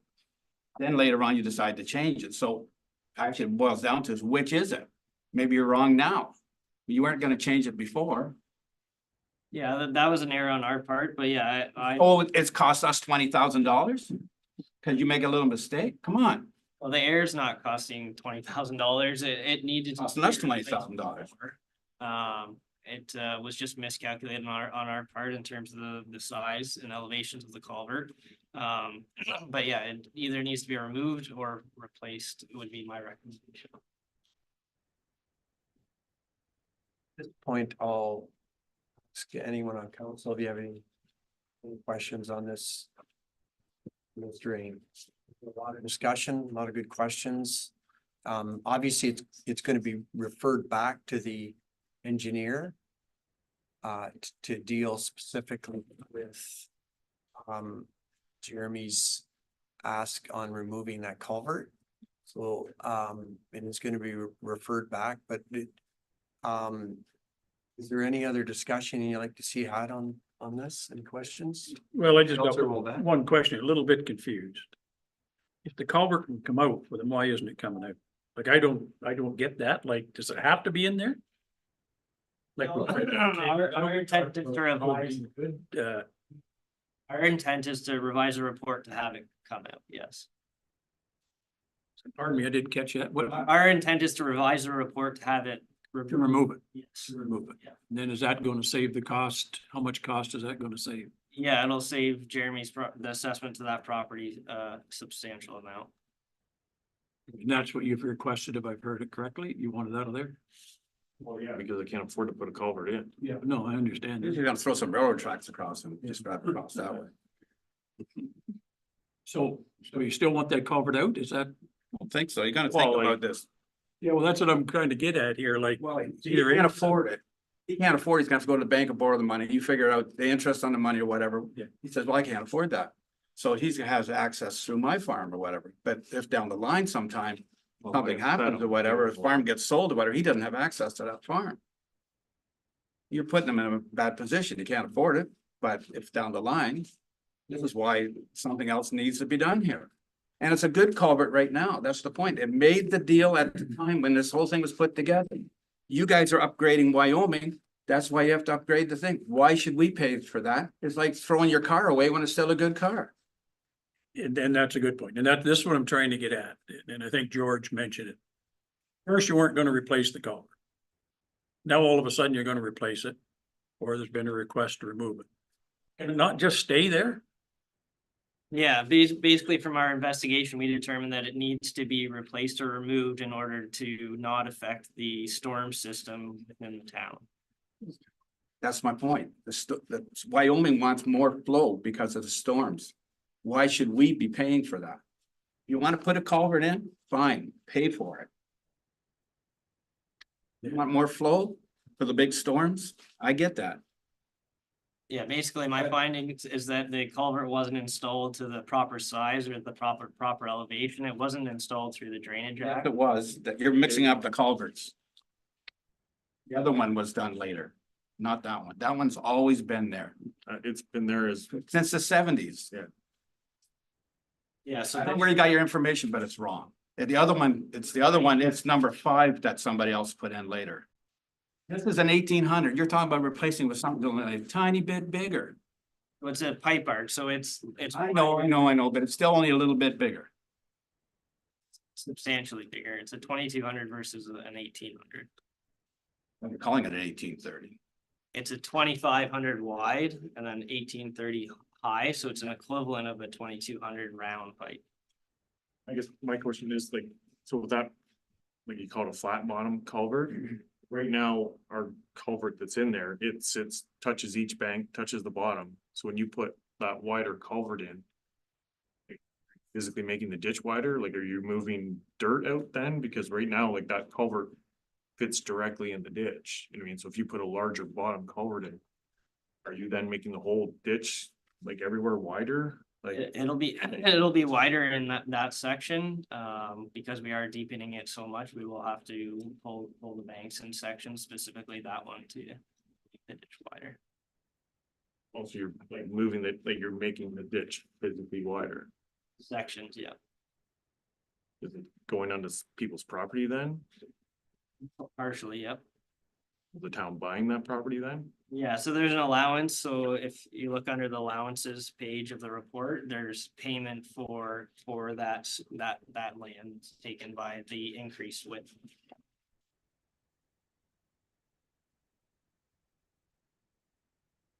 We can set up a meeting and. I think we're gonna bring it to a close, George. Thank you though, friend. Appreciate your here.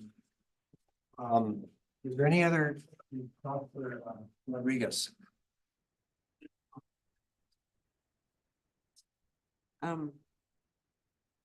Yes, thank you, sorry. So I get, my first question is, obviously Enniskillen is where this all flows into, and there's no coordination that can work between jurisdictions to kind of do things at the same time. Is that kind of what I'm hearing? Yeah, so we received appointment from council under section 78 to bring the Stonehouse drain to sufficient outlet. I've deemed that point to be the 310 meters into Enniskillen. I can't continue any further than obtaining that sufficient outlet. No, I understand. You can't continue, but I guess there's just no cross jurisdiction coordination, I guess, when things are happening like this. The other question I had was on if we could go back to debentures. Doesn't farmland get a different assessment? They get a 1/3 grant. Okay, so the proposed $15 or $19 call. Is it gonna get reduced by a third? Like, I'm not understanding it, sorry. Yeah, I believe that factors in the grant, the cost that you were talking about. Yeah, I thought it was. That was after the 1/3 grant. Oh, that's the net amount. Yeah, the whole drain's 40, like the one culvert's 46,000. And it's 40-60 plus a grant, but the end result is about $15,000 to $19,000 out of your own pocket. Yes. Elizabeth, I'll turn to you.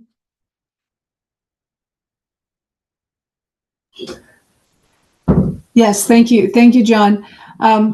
Just listening to the conversation back and forth, and it sounds to me like Mr. Lammers does still want his culvert. He objects to paying this amount. However, if he still wants the culvert, there's really no reason that the report has to be referred back. And I would suggest that council consider passing the report. Mr. Lammers can appeal his assessment at the Court of Revision. If Mr. Lammers is not sure whether he wants the culvert or not, then we can defer it. However, each time we would defer it and send it out again, this increases the costs, obviously, to all of the ratepayers. So just trying to be prudent and suggest that if he does want the culvert, then perhaps we should proceed with it and sort out the costs at the Court of Revision. Think of that, Jeremy. Well, I'm just thinking if it stays at the same price, like, I mean. Basically, I cross the thing 5 times a year, so you do $15,000, like, you know what I mean? I could pay myself a lot of money to drive down. So. Just leave it in, take it out later, if he has to. You can still take it out later, like possibly. I just want to move ahead. Yeah, like we can move ahead, I guess.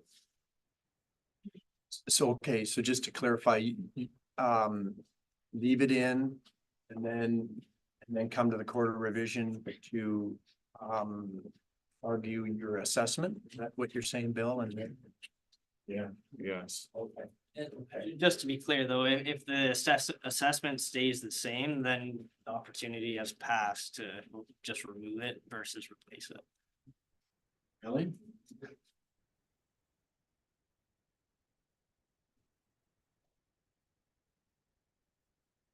Arlene, you had a question there? Okay, Darlene Fuchsia, before you graduate, Wyoming. I'm just wondering, would it be a better idea for you to consult Enniskillen? Like, can you not work together to get this done one time, be done with it? Rather than just say, oh, well, down the road, they may do it and we'll get it fast. Could you not maybe work with Enniskillen, like consult them and maybe do the whole project at one time as much as possible? I don't know, I'm just saying, like, I know municipalities don't always like to work together, but maybe this is a situation that you should maybe consider actually having a meeting with them, consulting with them and seeing what they say. Rather than just think, oh, well, we'll just do it. And then, you know, we just get to be reassessed a second time, no matter what. Not to say that our cost is going to be any less one way or the other. But I'm just saying, like, I see it better as you're working together than working against each other. That's not me. That's just what I'm saying. You know what I mean? Like, I'd rather see you try, at least try to ask and see what's going on rather than just to always be against them. Josh, you might want to speak to that, but I think you did I don't know. talk I know you talked, and a skill in. did you talk very hard? Yeah, Did you have a meeting? yeah. Like, I'm just saying. Yeah, so actually the drainage superintendent for Enniskillen is in our office, so I've talked to him and he's gonna be looking at setting up a meeting. It just seems silly to go through all this just to have to do it again. Like, I don't understand that. Yeah, but including it as, I can't include it as part of this report, but they can do maintenance on the Okay, side. that's fine. I'll mention it again and see where they're at with proceeding with. It just seems silly.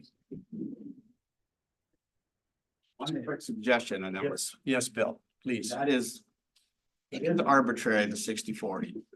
I've seen it in the paper place, and yes. That it can be assessed to the landowner, but it's an arbitrary thing or whatever. Support revision is basically you guys. Right? So my thought, if you don't want to go that far, get to the revision. Suggest to the engineer that they look at a different thing than a 60-40. See what you can come up with before we get that one, then we can move ahead. If you don't want to do anything, then okay, we're done. If we can come up with a better deal, say what it is, and we can go from there. But I don't, because it is just arbitrary. Sure. Adam, do you want to speak to that again? Or Liz? Yeah, go ahead, Elizabeth. Elizabeth Cummings? You're There we go. Sorry about that. Through you, John, the chair. I understand what Mr. Lammers is saying. However, it's not really appropriate for council to direct an engineer. It is within the court's ability and purview to change assessment amounts. However, Josh, and I'm sure Josh would agree with this, Josh has to assess it as he sees to be a fair and reasonable amount. It's not, I understand what Mr. Lammers is saying. However, that's not something that the Drainage Act generally does, is bargain back and forth. It just does not work that way. So just a point. Point is not generally. Dr. Vasey? Yeah, just on that, you have to realize that if we make that deal, everybody else here is gonna pay more, I got that. right? So that's, They each Yeah, pay but $5 they're- more and we don't have to pay our 19,000. I got it. who uses the culverts? Why is the culvert so large? Because you guys put the water in it. In other words, if it wasn't for the town of Wyoming, it'd be a 2-foot culvert. It would cost us $1,000 to put it in. Now you guys want all this drainage. That's why it costs $46,000. Because you guys want the water moved. We'll get to a fight. Thank you. Is that it, Mr. Vasey? Thank you. Counselor Rodriguez? Thank you. So I just want to understand what's being said here. They either have to make a decision tonight, whether they want to remove or keep, or allow a deferral to allow them to have further discussions on that. If they choose to leave the culvert in, they will do their assessment for a revision.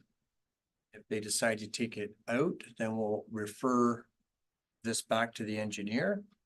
Then it will be reworked, and then we'll have another meeting like this. So that is the way I understood it. Okay. I mean, obviously the Court of Revision, I believe you guys understand that well, so. So, gentlemen, So there's no way you can pull it out, you're telling me, Josh, after if we don't get the ruling in like we would like. There is, but I mean, yeah, you'd have to go back. Yeah, you'd have to go back. Quash the, or, yeah, I believe you'd have to quash the bylaw and then go back because there has already been the 2 readings. So there is a way, it's not ideal because it delays the whole process, right? that's other costs.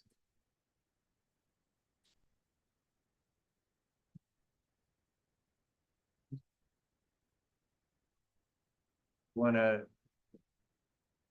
would your thoughts be there? Yeah, I don't have any thoughts. Right. I just, I don't know why it couldn't be, seems pretty simple one way. I realize it's law and stuff, so there can only be certain things that are done, I guess, but it is kind of an unusual circumstance to deal with. I mean, we certainly don't agree that a good drainage, a good culvert should be pulled out. It's still got 25 years worth of life. And you're not paying us for it. So we've already paid for that culvert. Now you're asking for us to pay again. Just because somebody decides, one guy decides that it's not enough flow. It's not really fair either. It's always been there. You're not changing anything upstream. You're not changing, you know, so we have a good argument here that you're still only about a 1,400 or 1,200 mils there. You're not upgrading that, but you're expecting us to upgrade. And that was put in according to the way it was done 25, 30 years ago, whenever it was done. Actually, it was just redone 20 years ago. Qualifications do change. Requirements, yeah. So where have you landed, you think? Not my call. Yes, we can leave it in and. Okay, and we'll see at the quarter revision. Okay. Okay. Thank you. No, thank you. Okay. I've got a motion here. Oh, Bob, can you sign that? Remember, we missed one.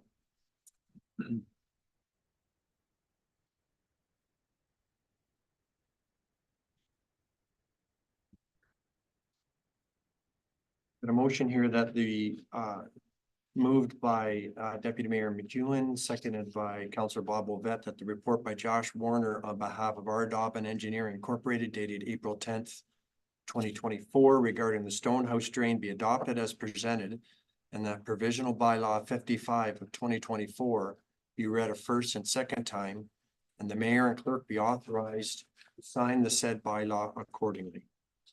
All in favor?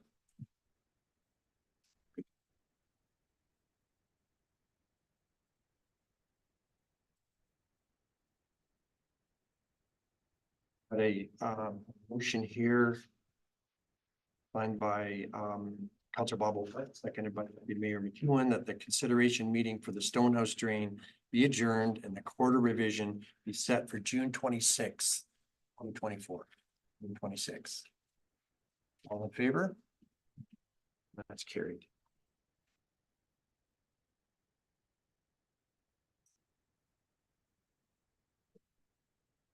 Thank you all. We'll go on to the second consideration meeting.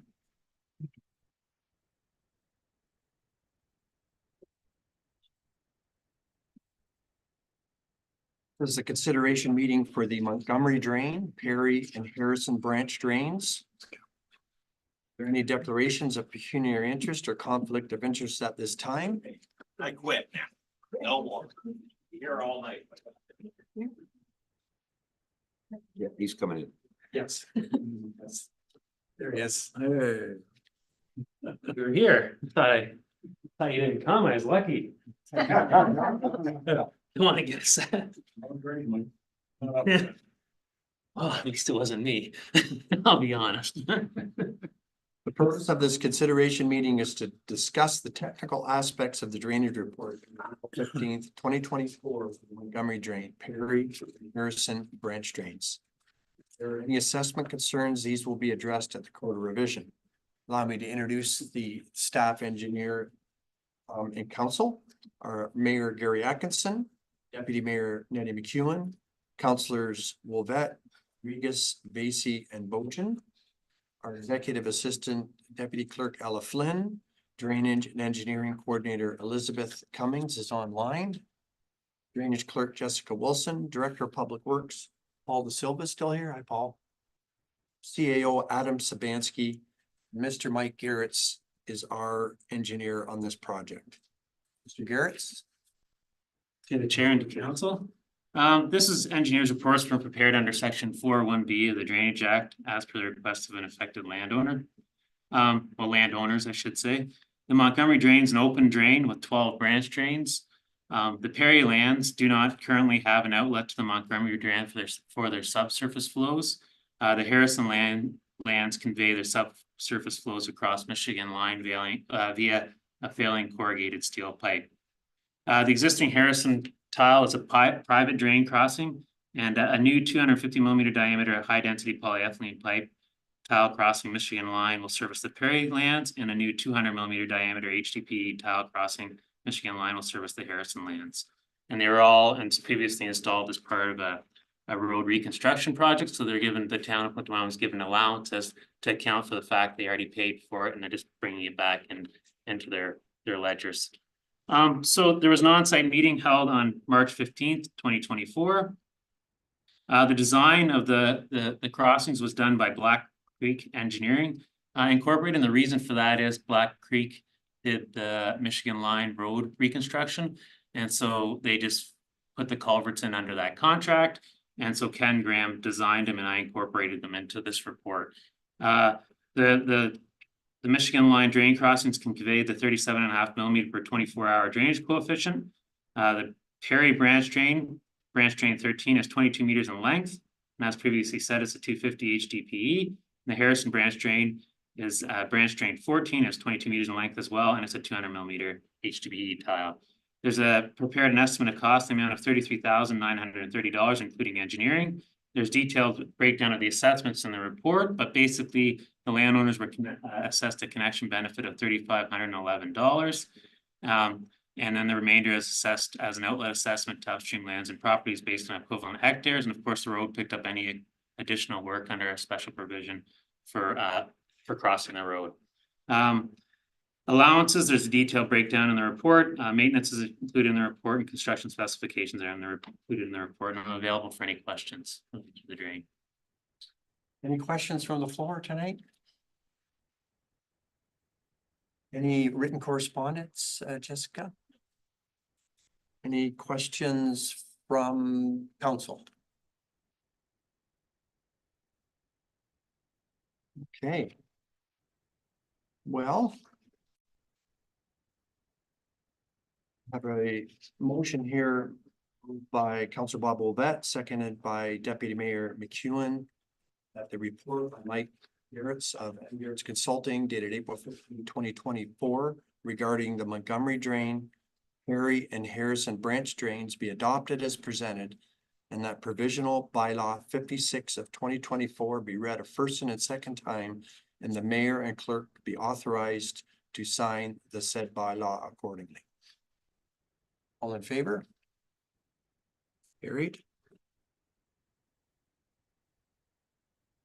Another motion here by Deputy Mayor McEwen, seconded by Councilor Bob Wolvette, that the consideration meeting for the Montgomery, Perry and Harrison branch drains be adjourned and quarter revision be set for June 26, 2024. All in favor?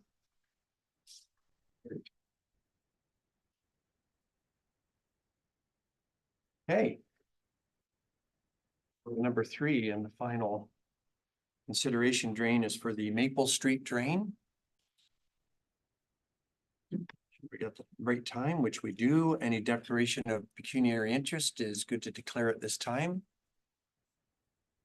Purpose of this consideration meeting is to discuss the technical aspects of the drainage report dated April 29th, 24 for the Maple Street drain. There are assessment concerns. These will be addressed for revision. I'm going to introduce the council and staff personnel present. Our Mayor Gary Atkinson, Deputy Mayor Nettie McEwen, Councilors Wolvette, Rodriguez, Basie, and Bojan, our Executive Assistant and Deputy Clerk Ella Flynn, Drainage and Engineering Coordinator Elizabeth Cummings is online, our Drainage Clerk Jessica Wilson, Director of Public Works Paul De Silva, our CAO Adam Sabansky, and Mr. Mike Garrett's is again our engineer on this drain. Mr. Garrett's, the floor is yours. To the chair and to council. So the Maple Street drain was prepared under section 4(1)(b) of the Drainage Act as per the request of an affected landowner. The Maple Street is currently not serviced by a storm sewer or a municipal drain. The lands within the proposed Maple Street drain watershed do not have an outlet for their water. Their water currently sheet flows into the Ray drain. The site meeting was held on October 6, 2023 at 6908 Maple Street. And the drainage works will be located in the Queen Street and Maple Street road allowances. The proposed Maple Street drain can accommodate the flows generated under the 2-year design storm. However, the drain's outlet is restricted by the capacity of the downstream receiver, which is the Ray drain. Ray drain does not appear to have the capacity to convey the 2-year design storm flow, and as such, the Maple Street drain will be restricted until improvements are made to the Ray drain. There's been an estimated cost of $44,883, which includes engineering. Breakdown of the assessments is included in the report. But generally speaking, oh yes, there's a benefit connection for the all landowners of $2,596. There's section 26 assessments for the work to get across the road allowances and working within the road allowances. And then any additional costs have been assessed as an outlet assessment to upstream lands based on equivalent hectares. The report has detailed allowances, detailed breakdown for maintenance, construction specifications, and a plan and profile. I'm available to answer any questions from council or the public. Any questions from the floor? Any questions on council? No written requests. Jessica? I have a motion here, moved by Deputy Mayor McEwen and seconded by Councillor Bob Wolvett, that the report by Mike Garrett's of M. Garrett's Consulting Incorporated dated April 29th, 24 regarding the Maple Street drain be adopted as presented, and that provisional bylaw 67 of 2024 be read a first and second time, and the mayor and clerk be authorized to sign the said bylaw accordingly. All in favor? That's carried.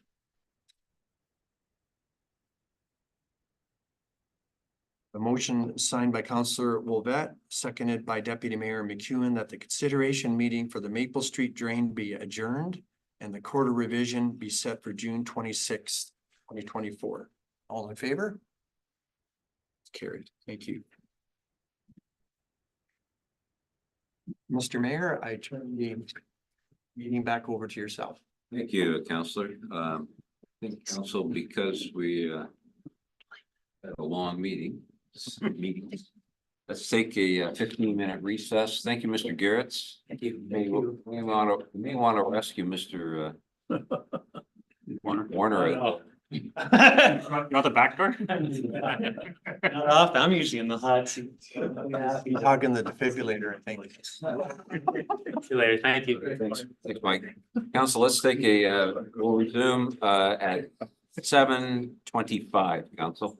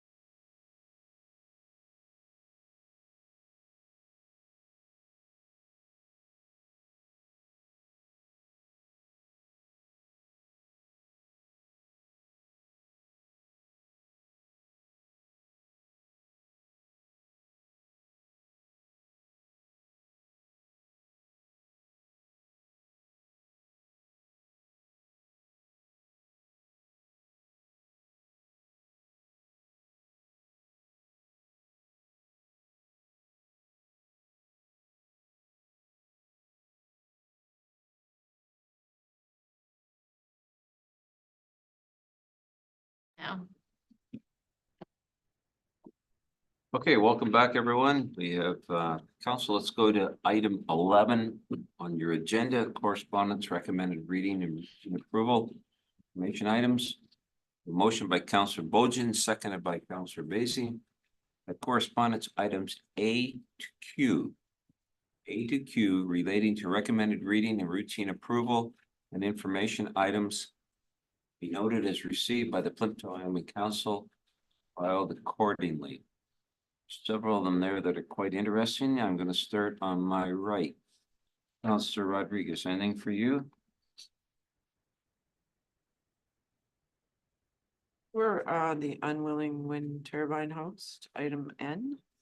I believe we, in our policies or whatever they are, we're unwilling hosts. Is that correct, Mr. CAO? Yes, ma'am.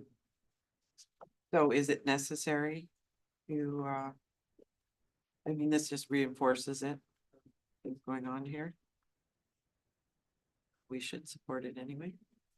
I don't think it ever hurts to support a fellow municipality who has experienced the same thing we are, or is looking for support in challenges they're receiving.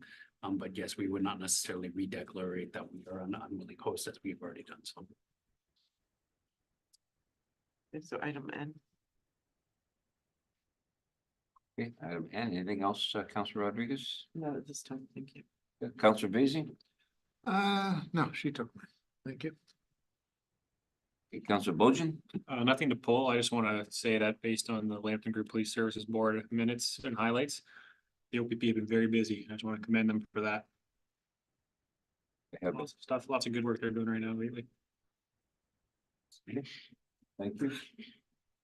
Councillor Wolbett? Anything from you? I'm just looking at the response back on B, AMO response. Yeah, give us the old E-hole. That's all it says when ain't doing it. Combining the two conferences. Very nice letter. Thank you. Okay, we could tell Mrs. Jones, I think she wrote a nice letter, but Yes, leave it at that. very nice. Okay, Councillor Van Claveren, Nothing for me, Mr. Mayor. Deputy Mayor. Nothing, sir. All right, so, let me move just that, except N, I believe, correct, Councillor Rodriguez? Yes.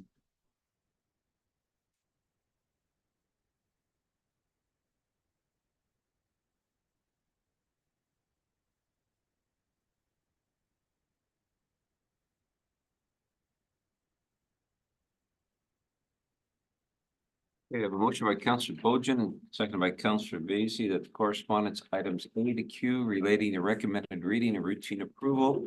And information items be noted as received by the Plympton-Wyoming Council, filed accordingly, save and accept for item N.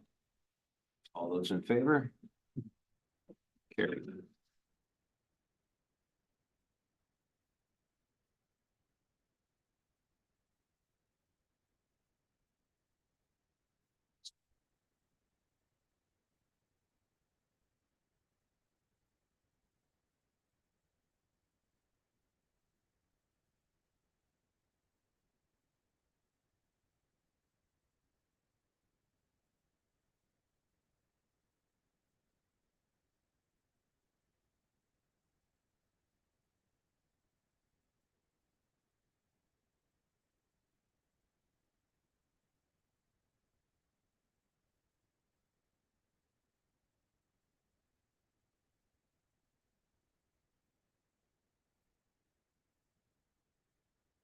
Then a mover, secondary to Councillor Rodriguez, you'll move it. Yeah, thank you. There's seconded for Councillor Rodriguez, Councillor Basie. Okay, moved by Councillor Rodriguez, seconded by Councillor Basie. The council supports correspondence item N from municipal energy working group regarding unwilling wind turbine posts. All those in favor? Carried.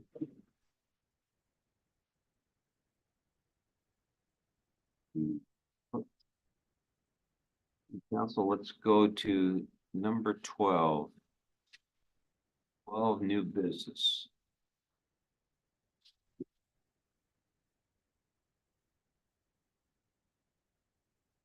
Counselor Bojan first.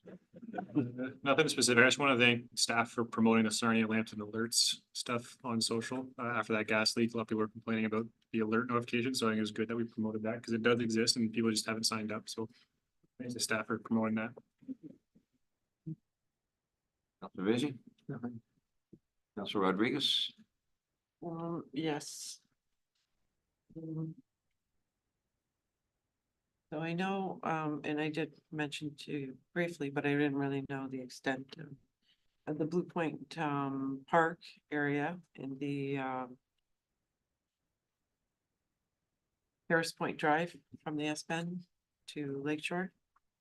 I do know some of the private properties help cut those areas, but there is areas within your public lands that seem to be getting missed again. I guess like they were last year, but then they got straightened out. So if we could look into that again, maybe it just got missed being put in again. Mr. De Silva, would you like to respond to that? Sure thing, yeah, thank you. I'm sorry, but he talks a lot about. Yes, he does. Yeah, we can investigate those areas. We have a new contractor on board, so it's probably a bit of an education thing with him, just to inform him of all the areas that he's supposed to be cutting. Okay, thank you. Mike Smalls, I believe you're all familiar with him. Through our Lambton County Regional Trail. I know it was announced on the radio or on the news not more than a couple weeks ago, but there was gonna be like mini forest put in the school. A particular school in Sarnia, I can't remember which one. But he was lead on that. But at the last minute it got pulled, which is unfortunate because it would have been nice to help promote those. I know several members of our Lambton County Regional Trails Committee are really big in trying to look for grants and help promote these microforests on school property or even shade cover in the school grounds. So of note, just for your FYI, it was because they don't want any trees or shrubs that are flower or fruit bearing, which covers 90% of all trees and shrubs. So it's now, so it was quite a disappointment not to see that project proceed, and be interesting to see where it goes from there. I mean, trees are important. I don't know what the concern is. Why he did that, probably Allergies, I think. yeah. So anyway, that was just a trivial information. Anything else? Counselor Wildet? I only have one thing, and I could have asked it offline, but I guess we're talking grass. North of Kamalaki Community Center, that point across from the United Church. Silva? Through your worship, that got done today. Oh, okay. I didn't know if we cut it because I've seen other people cut that. Yes. So it is ours, is it? Yes, a resident stopped and spoke with us when we were out there Okay. today, and she used to do it. Oh, okay. She's not willing to do it anymore, so we'll be doing it in the future. Yeah, okay. I was at the garage sale at the church there and somebody mentioned it to me, but like I said, I know we didn't used to cut it, but okay. Thank you. That's all. Buy anything at the garage sale? What's that? You buy anything at the garage sale? I did. Tupperware. Matter of fact. Yeah, the picture. Not a Tupperware bowl or something. Oh, I bought a beautiful picture on the ocean of a lighthouse. And it's about that big, and it's now up in my man cave in my garage. It cost me $2. Everything was. It's a nice picture. Thank you, Counselor. Counselor Van Claveren? Nothing for me, sir. Deputy? No, nothing. All right, thank you. Let's go to item 13. I have a motion by Counselor Basie, seconded by Counselor Rodriguez, that the council move into an in-camera meeting. Council pursuant to section 39 of the Municipal Act 2001 as amended for the following reasons. Item A, security of municipal property, security 239 bracket 2 bracket A, the security of the property of the municipality or local board. Item B, proposed land acquisition disposition matter to 239 bracket 2 bracket C, A proposed or pending acquisition or disposition of land by the municipality or local board. All those in favor? Carried. Okay, for those that are joining with us virtually, we thank you for being with us. We're going to be going in camera for a while and then coming back out and closing the meeting down. Thank you for your patience and for being with us tonight.